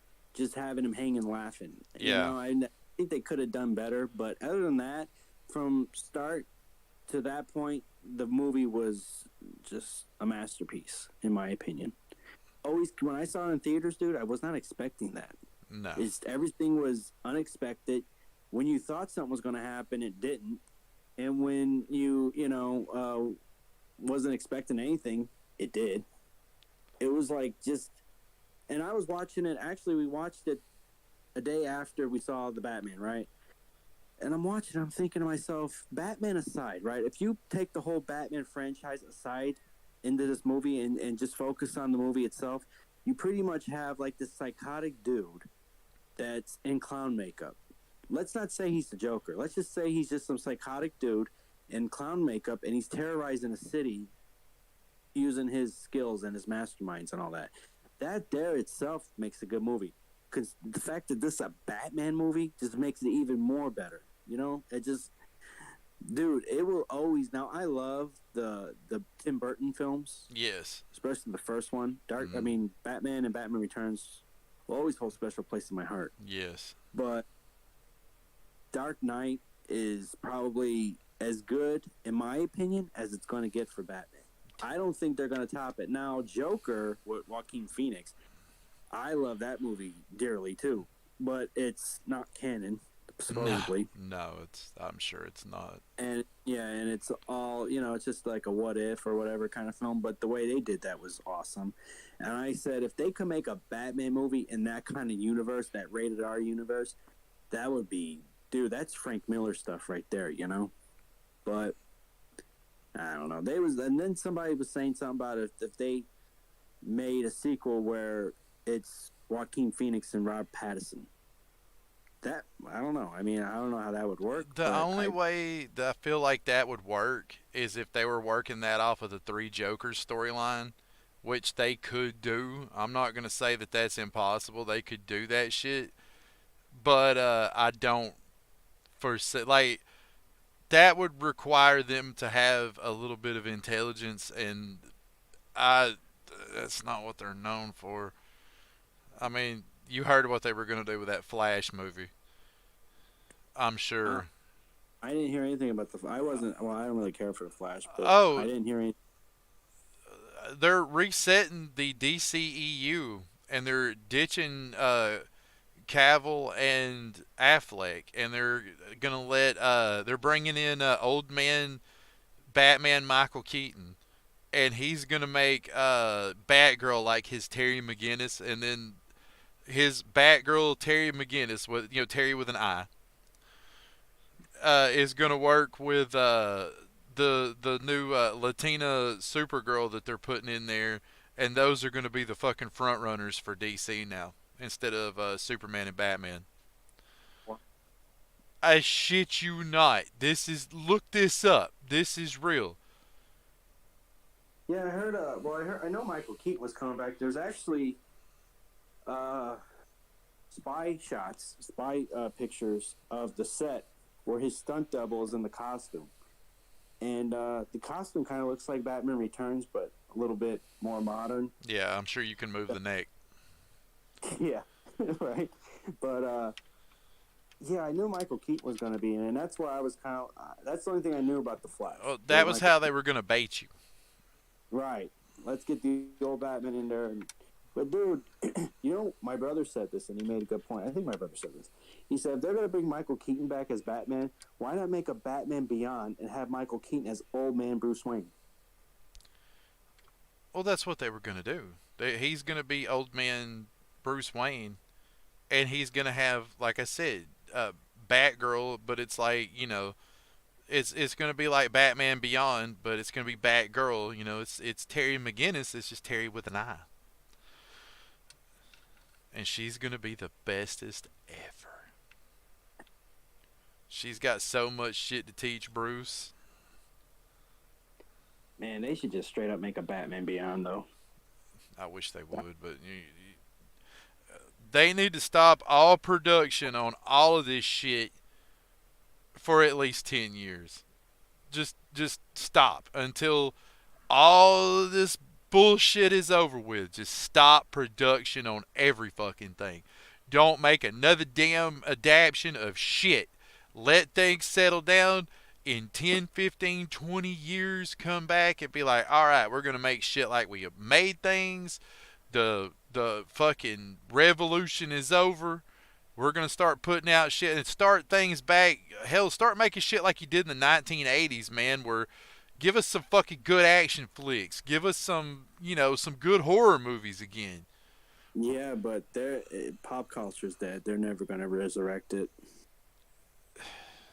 The way things are and how they will be after, I don't think pop culture will make a comeback. I mean, it started from nothing. It'll go back to nothing.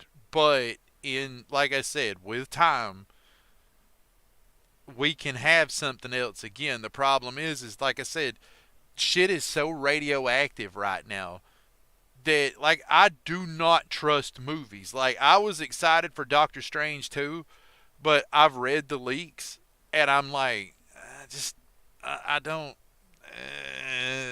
know if I'm gonna like this because as much as I hate to talk about fucking leaks on here, are you gonna watch that movie?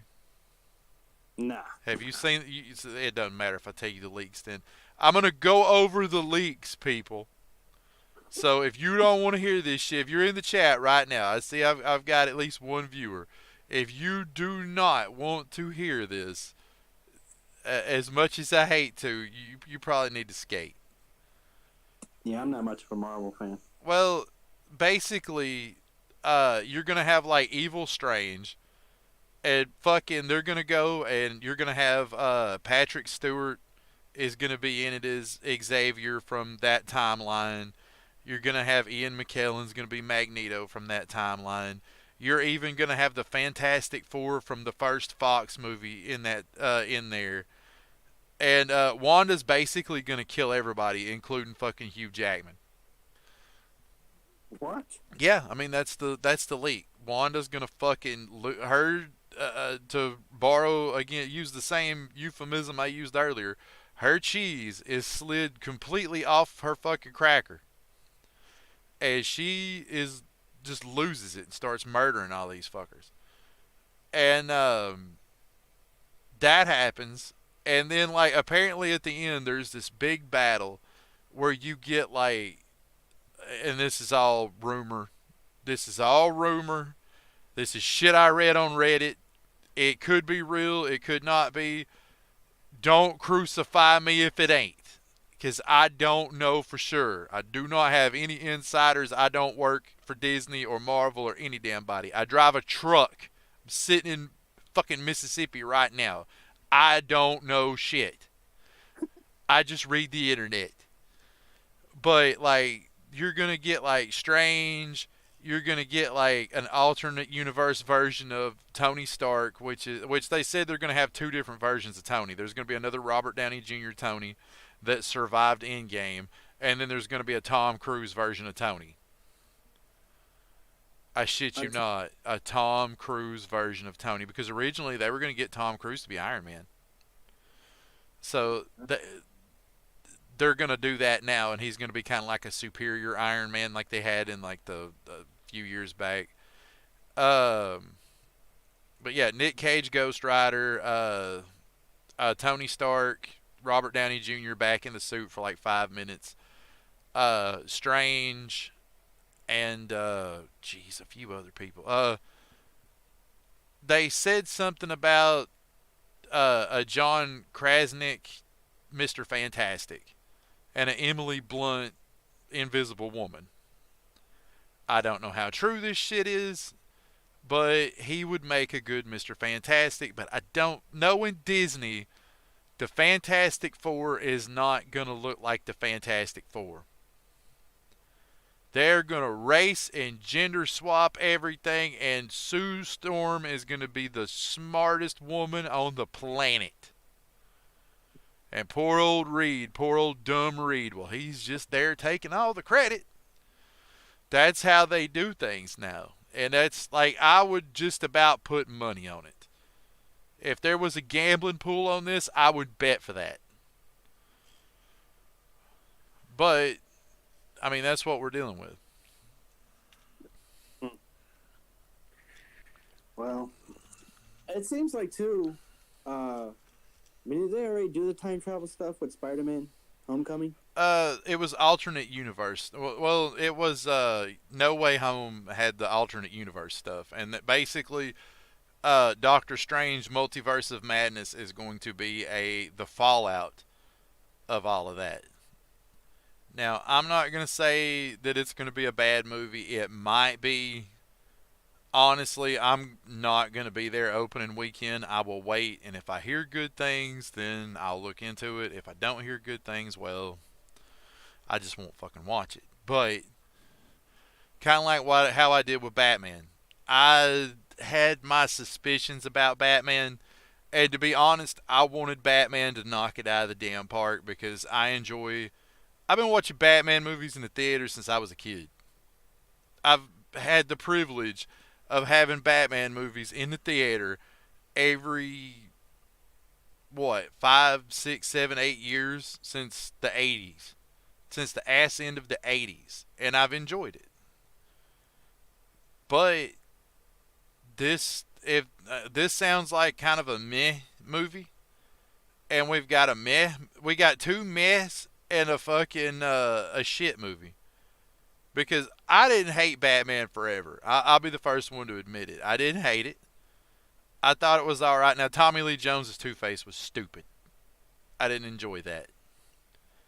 Tommy Lee Jones as Two-Face, he didn't want to be there. I think you could tell that. That man, he did not want to be there. He was a paycheck. He was just there for the paycheck. Like Bob Hoskins, whenever he was interviewed about the Super Mario movie, he said it was money. It was money. John Leguizamo was in there too, wasn't he? He was Luigi. And then Dennis Hopper was Bowser. Wow. Who was another person they said they just did it for the money? Jeez. Hey, there's two movies that Dennis Hopper says he did just for the money, and that one of them was because drugs aren't cheap. Mm-hmm. So, it was Texas Chainsaw Massacre 2. Which I thought he was good in. I liked him in Chainsaw Massacre. He was the sheriff? He was the Texas Ranger. Yeah, the Ranger, yeah. And he was good in that. I enjoyed, that's one of those movies that's a guilty pleasure because that movie's not a good movie, but it is an entertaining movie, and there is a difference. Like New Generation, or Next Generation, whatever it was. No, it was Texas Chainsaw Massacre too. No, I know, but I'm just saying like guilty pleasure, like the one with Matthew McConaughey. I kind of like that one too. There's only one thing, sadly, and I keep my head in the gutter with this. I know, but because it's don't. But the only thing I remember about that movie was when somebody threw a brick through that lady's window and she flashed them when they drove away. That is literally the only thing I remember about that fucking movie. What got me with that movie is when he did the head stomp on that poor girl. Yeah, yeah, I know exactly what you're talking about. Brutal.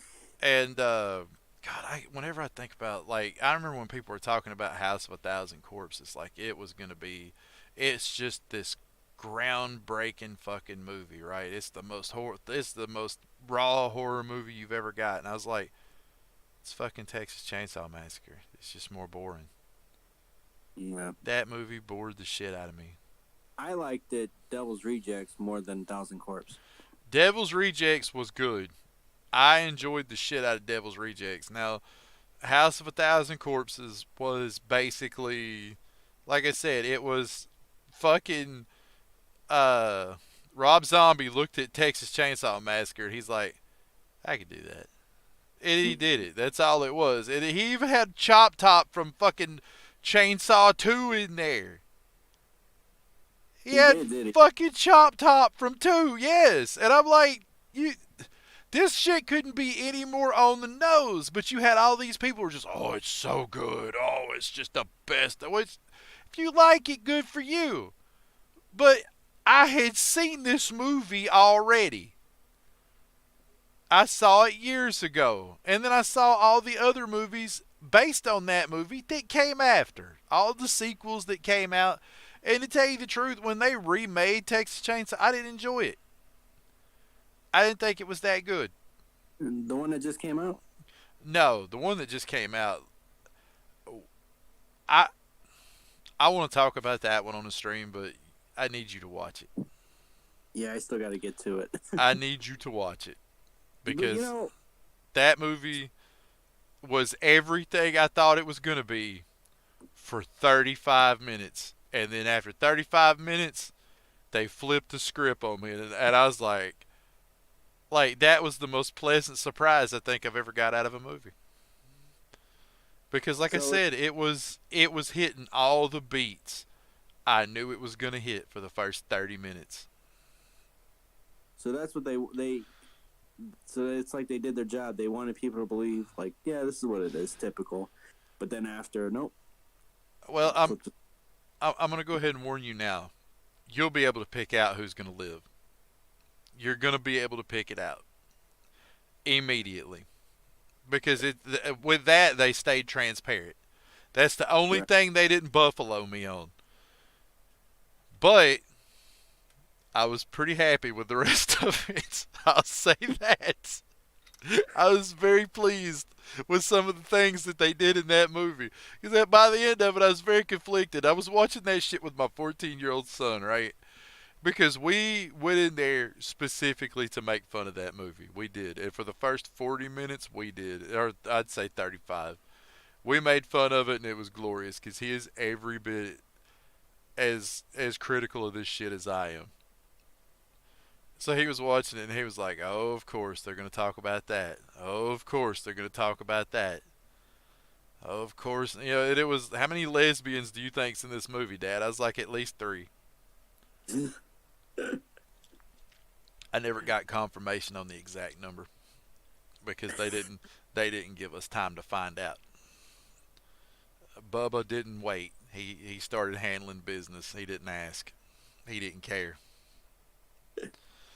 And that was the most like that the last like I said the middle and the ass end of that for the most part was the most cathartic shit I think I've ever watched in my life. Other than like watching Dragon Ball in that one movie and watching Frieza blow Earth up, that was pretty cathartic too. Like that's it, end it. See, you know what? Somebody said this, and I kind of wish for it now. Why didn't Rob Zombie work on Chainsaw Massacre instead of Halloween? Honestly, I don't think he could get the rights. And also, it was I think he knew as well as the rest of us that it was very similar to To what he what he already. had already done, Yeah. and I think he wanted to put his mark on another franchise, and he did. And I mean, the first one I didn't hate on. The second one was not. I didn't enjoy the second one. Now,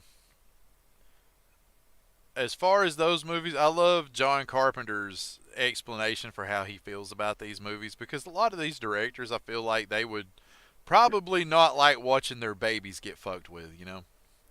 Right. Yeah. And he's like, somebody asked him about how he feels about it. He's like, well, I'll tell you this. He's like, I'm not going to talk about how I feel about these movies. He's like, but I'll tell you this. He's like, something magical happens every time I read the trades and I find out that another Halloween remake is coming out. He said, I hold my hand out and a check lands in it. He said, so they can keep making these movies as long as they want. And you know what? I ain't mad at him. Well, yeah. He I mean, he sold those rights 1,000 years ago, and he's still making a shit ton of money. So good for him. Everything they put out hasn't been good, but good for him. the one movie that he made that they was supposed to remake with The Rock was Big Trouble in Little China, I and don't want to I was remake up a Big because Trouble Big in Trouble Little in China. China. What's up? I said I don't want him to remake that fucking movie. No, dude, it's actually one of my favorite movies though, because it's like because how it's so similar to MK and how Ed Boon got influence from that game. I know. And Big Trouble in China will always be in like my top three favorite films of ever. It's just because I grew up with it. And when I heard like there was rumor like Rock was supposed to play the remake, I was like, dude, no, leave it alone, man. Leave the classic alone. And I was kind of hoping like John Carpenter would have been like he would fought for it to be left alone, you know. Which ever Well, since I only heard like that was years ago when I heard about a remake. I don't hear anything now about it. well, the thing is that it's like I just said. He doesn't care. He gets a check either way, and he's just banking the money. He don't give a shit. Yeah. And I've watched a lot of. I really appreciate John Carpenter. He's got a very pragmatic approach to all this shit. Like I said, as long as he's getting a check, they're gonna do something with it anyway. He had his say. If somebody else wants to take a crack at it, as long as they cut him a check, he don't care. Right. You know, he made his movie, and it doesn't matter really what they put out after. He made his movie. He made his movie. He doesn't have to make another one. He doesn't have to sequelize it, which I don't know how a sequel to Big Trouble in Little China would have worked out. Just a man and his Yeti traveling around in the semi truck all the time. He should he should have stuck Well, around and hooked up with that hot lawyer lady. Grace Jones, Yeah, Gracie Law. yeah. Dude, there's actually a comic book though. I think that picks up from the film. There is. I have it. I haven't read it, Oh, but I have it. but I was kind of hoping if I was thinking about sequels, right? Like, what? How can this happen? Like, how can a sequel take place? That would kind of be cool if somehow Lopan or like the gods of the East or whatever, the bad dudes, if they all kind of like wanted to get revenge on Jack or something where Jack gets back involved, and I don't know. I think I thought about like having Jack Burton go back in like back when Lopan was still like a soldier or warrior fighting Egg Shen back in the day when he was still flesh. Yeah. And I don't know, just like because I want to see that world, just the reason so I could see how it was back when Lopan was off, before he got that curse and shit. That's what I want to see. The I want to see that time. world. Yeah. I always picture it being like the wastelands of Mortal Kombat 2, all purple and dead bodies everywhere. Well, see, the time to have done that would have been the ass end of the 80s. What's going on, Gold? What's going on? The time to have done this would have been the ass end of the '80s or the early to mid '90s, kind of like they did with Escape from L.A. Mm-hmm. But here we are. They didn't, there it wasn't a rush to get that done. Right. So, it is what it is. More missed opportunities. I would rather them not remake a damn thing. Come up with some new shit. Leave the old shit alone. But kind of like with the whole G4 situation, they should have left that shit dead, and now they're scrambling to save it after they done fucked up. Yeah, that whole thing. What's her name? You talking about fucking foreskin, froskin? So I don't No, know. not the foreskin girl. Fucking But Amaranth. yeah, Amaranth. You Oh my know god. what's funny is, and this is what kind of pisses me off. So you had Foreskin that made this whole speech and talking down on all its viewers and supporters on how this whole big BS speech about sexualizing women and objectifying them and all this and that. Yeah, start this story at the beginning. Because she came out and made all of these different statements.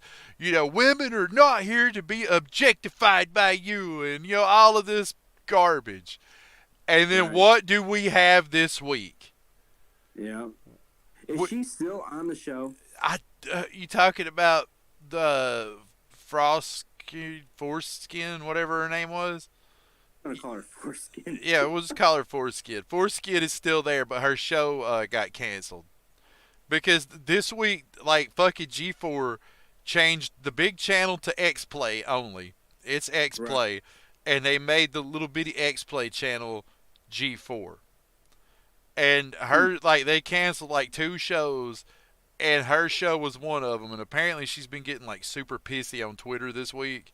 And then what do you have? What was it, yesterday? You have they have Amaranth in a bikini playing in a fucking inflatable pool full of plastic balls. Yeah. While those dudes, like those two dudes in the background, are objectifying her and making ball jokes. But see, this is what pisses me off. She goes on to this big speech putting everybody down. And now, it's like, that's why they say, money talks and bullshit walks. Yeah. So it's like now that the views are going down and they're getting a lot of hate. Okay. We're sorry. Here's some TNA for you. It's like whatever they stand for, what they say, they're willing to, Well, put that aside, for the money. The rumor is the shit they pulled with that was completely fucking unsanctioned. And the people higher up were not fucking happy about it because there was such a big blow up about it. But wasn't there talk that the CEO or president or whoever was funding, the main guy that was funding the channel, said something like he was for it, he stand by it? He said if you don't like it was the I think the vice president of that division said if you don't like it, don't watch it. And then what have you got this week? These motherfuckers are so desperate. What do? They had to hurry up and get a girl in a bikini on that shit as fast as they could to try to save it. And it's honestly, I think it's too little, too late. Yeah, damage is done. Yeah, I mean you can't vacuum up the fallout from a nuke, all because somebody couldn't keep their damn mouth shut. Well, see, now what about Foreskin now? I mean, she made that speech, trying to make everyone feel like crap.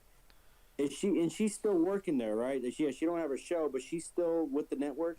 Oh yeah, she's still on the networks. They're using her very sparingly from what I've seen.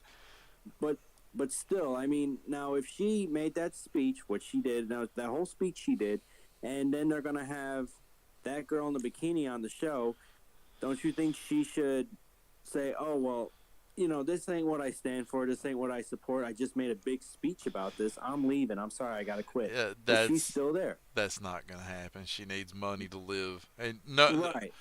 money and attention. That's what those people thrive on. So the main thing I'm trying to get at is no matter what they spit at us as far as like these these hate speeches and these talks to us about like how bad we are, it means nothing because they're so willing to turn around and change when it comes to those numbers. Oh, So immediately.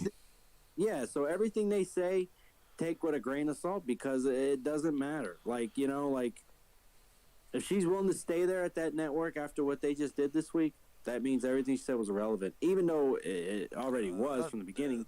Dude, Still, they like don't her own believe this shit. right? Yeah. They don't believe. Like, half these motherfuckers say this shit just to get a little. Because it's like, I think I was saying to you the other night when we were playing Gundam, right?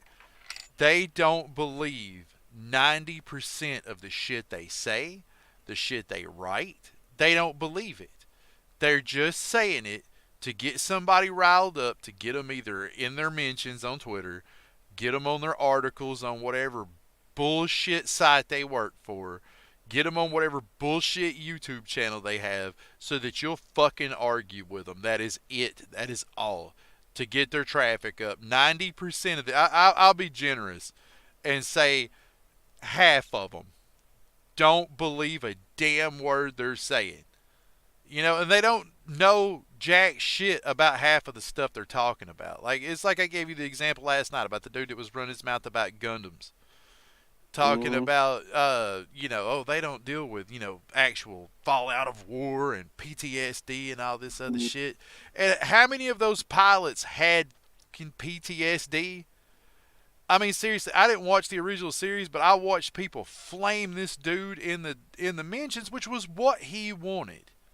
He Mm-hmm. wanted the Gundam fan base in there giving him shit so that he could be like, look at my mentions are blowing up. Look at my stuff, man. And that's all it was about. And that's all it's ever been about.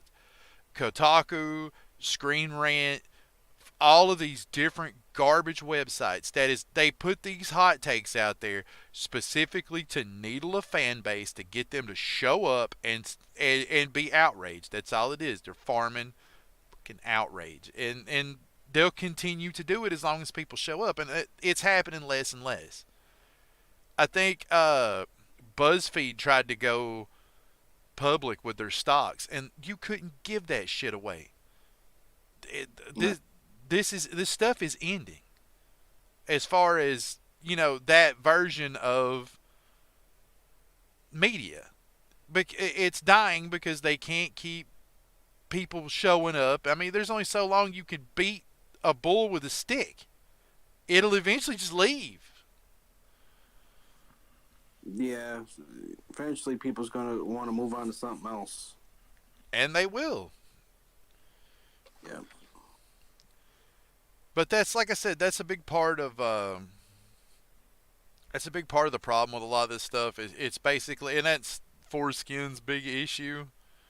Frost, Foreskin, whatever the fuck her name is, I don't even care. But that's like, she is not going to leave G4 because that's attention. I mean, the League of Legends community already showed her the fucking door way back when. She doesn't have anywhere else to go. She's made a mess. They know they can't fire her because she can start screaming whatever she wants going out the door. So they're not going to do that because it'll be a PR nightmare. Even though she's more or less already created one PR nightmare, what's another one? Mm. I mean, you might actually retain some fan base by showing you're trying to remove problems. But no, you're going to let a malignant tumor stay. It's whatever. At this point, it's whatever. I mean, the damage is done, like we said. I ain't watching that shit. I mean, you can get Olivia Munn back tomorrow, butt naked, and I won't. Well, like, I'll look at pictures on like a site or something. I ain't gonna go back. No interest in that. Well, see, here's the thing, bro. They're never gonna capture the spirit of how it was before. No. Because like when you had Olivia Munn, when you had Attack of the Show, right? You had Kevin Pereira, you had Olivia Munn, and it was like, I mean, I stood for X Play, extended play. Well, I went through a bunch of stuff. Went to GameSpot, then went to extended play and X Play and whatnot. But and then you had Attack of the Show. That was one of those shows where it's like it wasn't 100% about games, but you still stood and watched it because it was very entertaining. Mm-hmm. And Olivia Munn was attractive, but just like Morgan Webb, she was like part of the group. She was like one of the guys. Like like She had a personality. she had a personality, and it was just like you was comfortable. It wasn't. It was like it's hard to explain. I would say like so you got foreskin, right? Yeah, she's not pretty to look at, but even her attitude is just as worse as how she appears. But Olivia Munn, the way she looked is how she was on the inside. She was a cool girl, and Morgan Webb was the same. Who was the other one? Diane Mazzota. I She was can't cool remember too. her. Like all the girls they had on there was awesome, and it all just went together so well. I mean, the whole network had style, had personality. It was more than just games, and that's all I have to. Man, I even watched Screensavers with Leo Laporte. You know, and I knew nothing about this stuff, but that's how good and captivating that TV network was. Now it's like it's dead. Well, It's like a stick of gum. This is how I look at G4 and Tech TV. It was like a stick of gum. It was delicious at first, and then after the flavors start dying out, you spit it out. that's it. And now somebody's trying to get you to chew the old gum that's flavorless. Yeah, they're trying put that back in your mouth. What years later they're like, you wasted this fucking gum. You're gonna chew this fucking gum. Well, the gum has no flavor left. Well, you still gonna fucking chew it, and you're gonna like it. Yeah. Watch and see. I ain't Yeah. gonna watch shit. I didn't. No.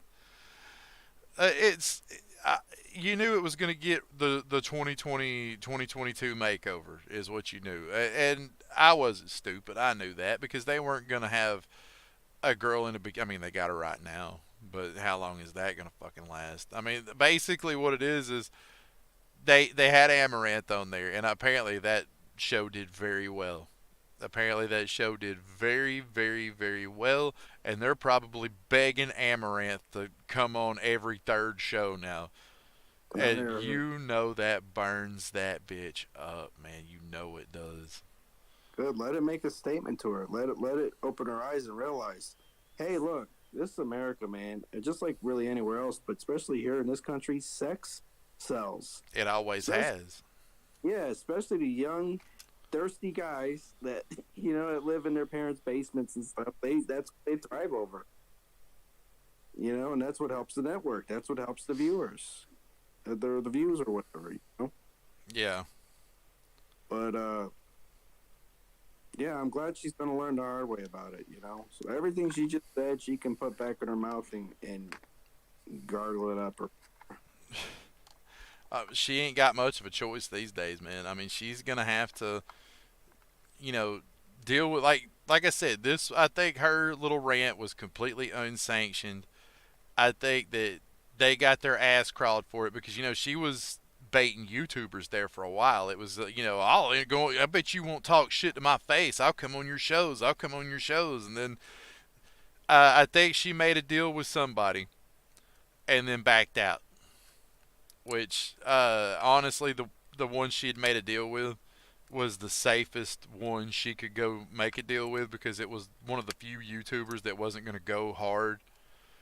But it shouldn't have been that one. It should have been somebody that was really gonna let her ass have it. But when you're picking a fight with somebody, you pick a fight with the safest one. You don't go after somebody you know is gonna bounce your ass off a wall.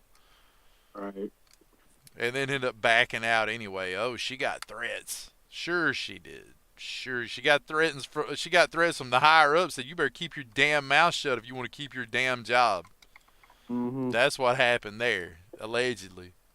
She even admitted, I think, at one point, she even said she knew her mouth shut, or there was even she got in trouble before with stuff like getting all D and all that stuff. But like some people, just they are. Like, like there may be a part where I realize, yeah, I can get in trouble. Then the other part, I don't care. Do it. Do it. Hard. Say what's in your. You cutting out? Yeah, you're starting to cut out a little bit. Let me check, make sure it's Am not I on cutting my out now? end. No, I heard you clear that time. It wasn't on your end or it wasn't on my end this time. I was here looking. My shit's pretty strong. Okay. It's that But truck yeah, stop Wi-Fi. when they announced, when they first announced G4, I don't know if I was still on Twitter or not, but I know it was on YouTube. I think I commented and I said, yeah, I don't think it's going to be like it was. I didn't really have hopes for it. And I hate when I'm right. Oh, definitely, man. I had such high hopes, like with a lot of this stuff, and then you get in there, and well, part of me knew, right? Part of me knew that this was what we were gonna get because it's what we always get. Yeah. I'll tell you what really crushed me. I'm not going to go into detail because of the subject it was based on, but without saying too much, Adam Sessler, I grew up with that dude, watching him since I was, since I was this young teenager. I Yeah, watched him from the beginning when he had hair.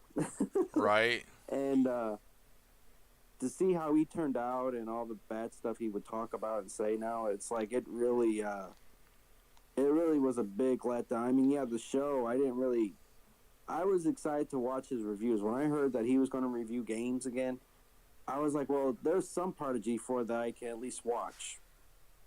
But then after watching some of these reviews and some of the cheeky stuff that he would throw in, especially like I think it was from last year or whatever, yeah, it really got bad. It was like, yeah, this ain't the same dude I grew up with, I guess all the current events kind of got a hold of him and got the best of him. Now he's just a different person. He's filled with hatred, and I loved it, Adam. But now it's like I can't watch him anymore. He's been super toxic for about, I'd say, the last couple of years, man. He would be really shitty to people that would go to his Twitter page sometimes, and it's just. Twitter, yeah. See, Twitter is where I got a little bit of a taste of it when he was, he was on Twitter, and I sent a few messages. He said something, and I didn't agree with it, so I kind of gave him my opinion. And I don't know, out of everyone, he was messaging me, and he kind of attacked me. I was like, wow, okay, well, I didn't really care. It was cool. He's chatting with me. But then he blocked me. And I was like, I don't know if I should, be impressed or what, but then I sat on it. I was thinking, yeah, well, something doesn't seem right.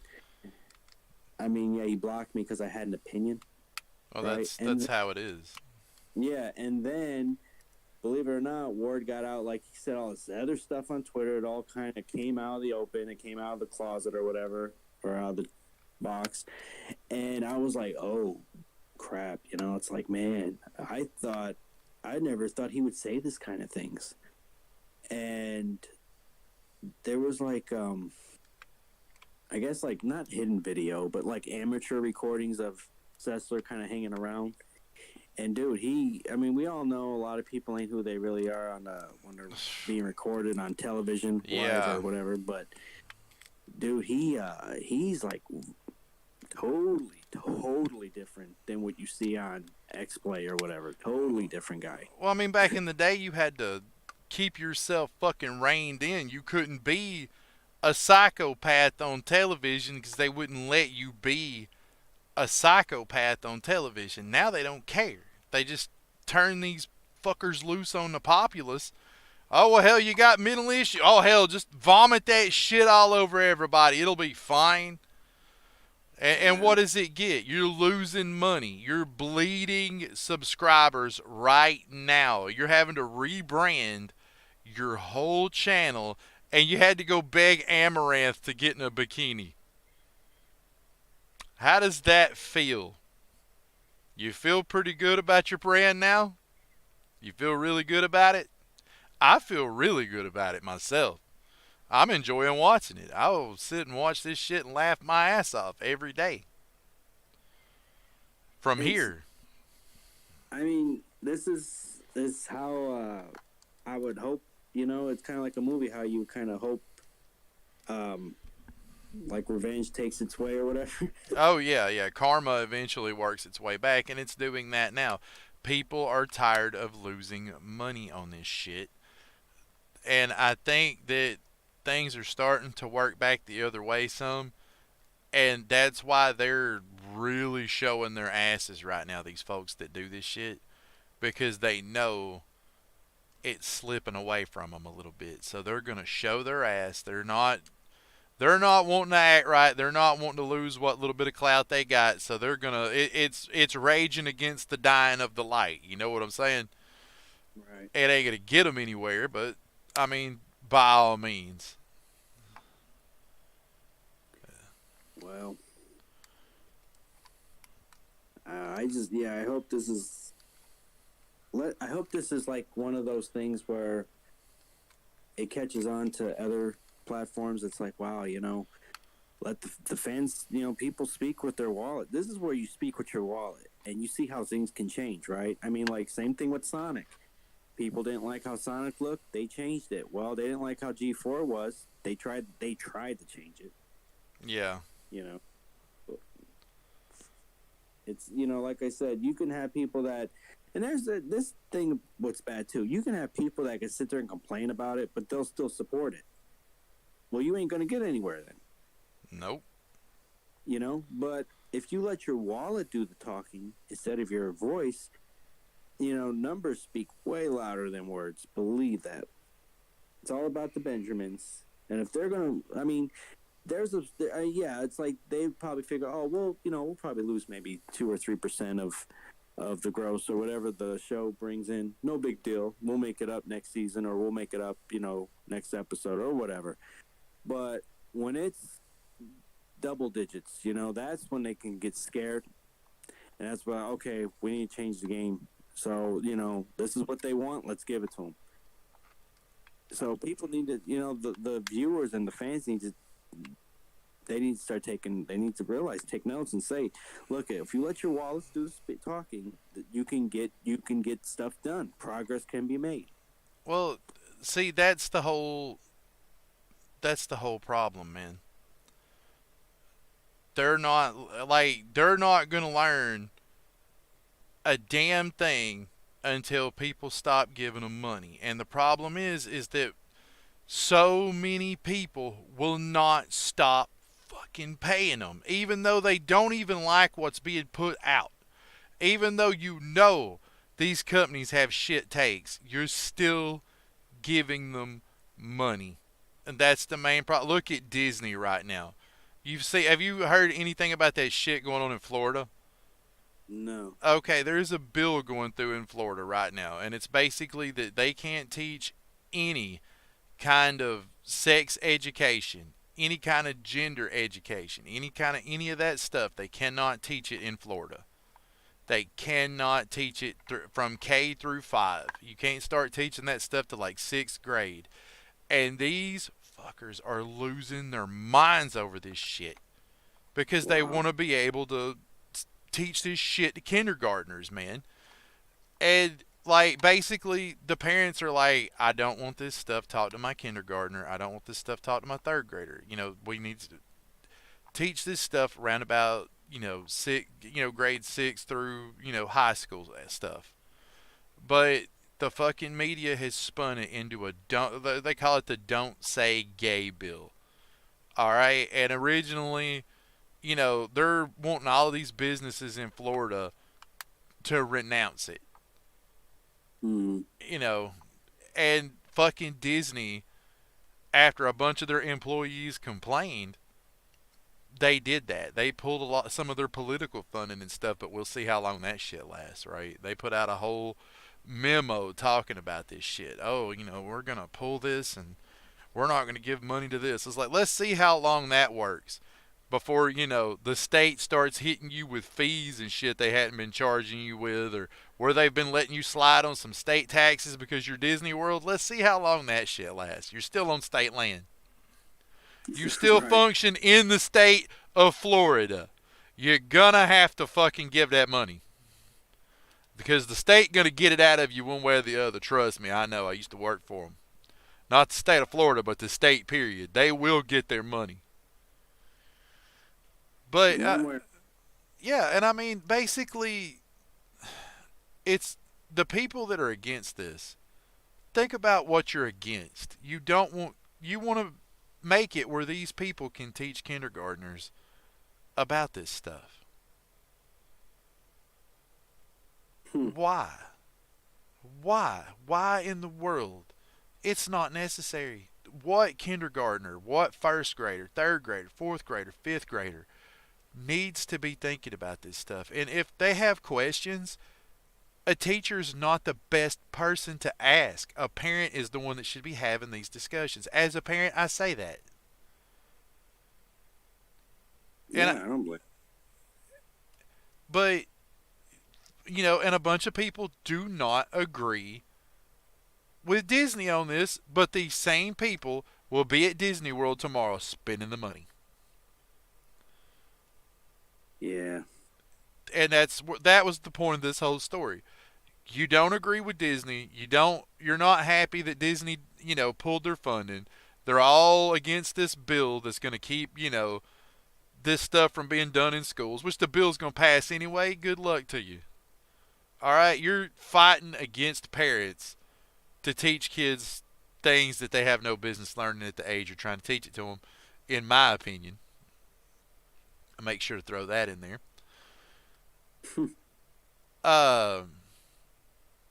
Yeah, I mean, it's just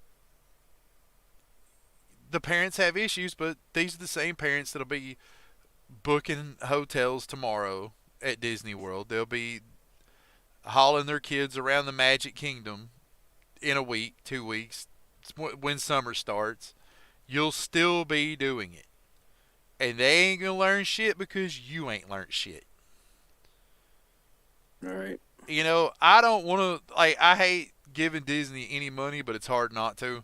Especially when you have a fucking toddler who loves Mickey Mouse Clubhouse. And I'm not going to tell that boy he can't watch his Mickey Mouse Clubhouse, so I keep Disney Plus. Yeah. He watches that and DuckTales, and I'm not going to tell him he can't. Right. As much as it pains me, I'm not going to do it. No, I don't blame you for that. But Did you see the? No, I'm sorry. Go ahead. I was done. I was scratching. Did you see the one video where the mom recorded her daughter at Disney World and Winnie the Pooh? Wouldn't hug her. Would Wouldn't not hug- hug her. Yes, I saw that. That was just. And then there was people commenting. They was like saying, "Oh, little child can hug somebody in a costume fully covered, but celebrities and all rich elites can hug each other at the Super Bowl games." That's it. That's it. Like, it really makes you think. Like, it's like what was I saying last night? Fucking Walmart moved around all their stores, restructured all their stores, and they made the aisles smaller.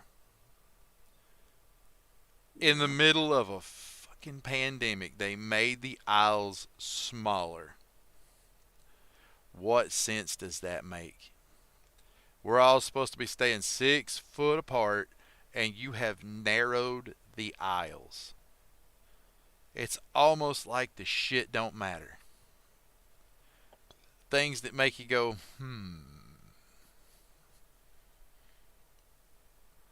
Yeah. Well,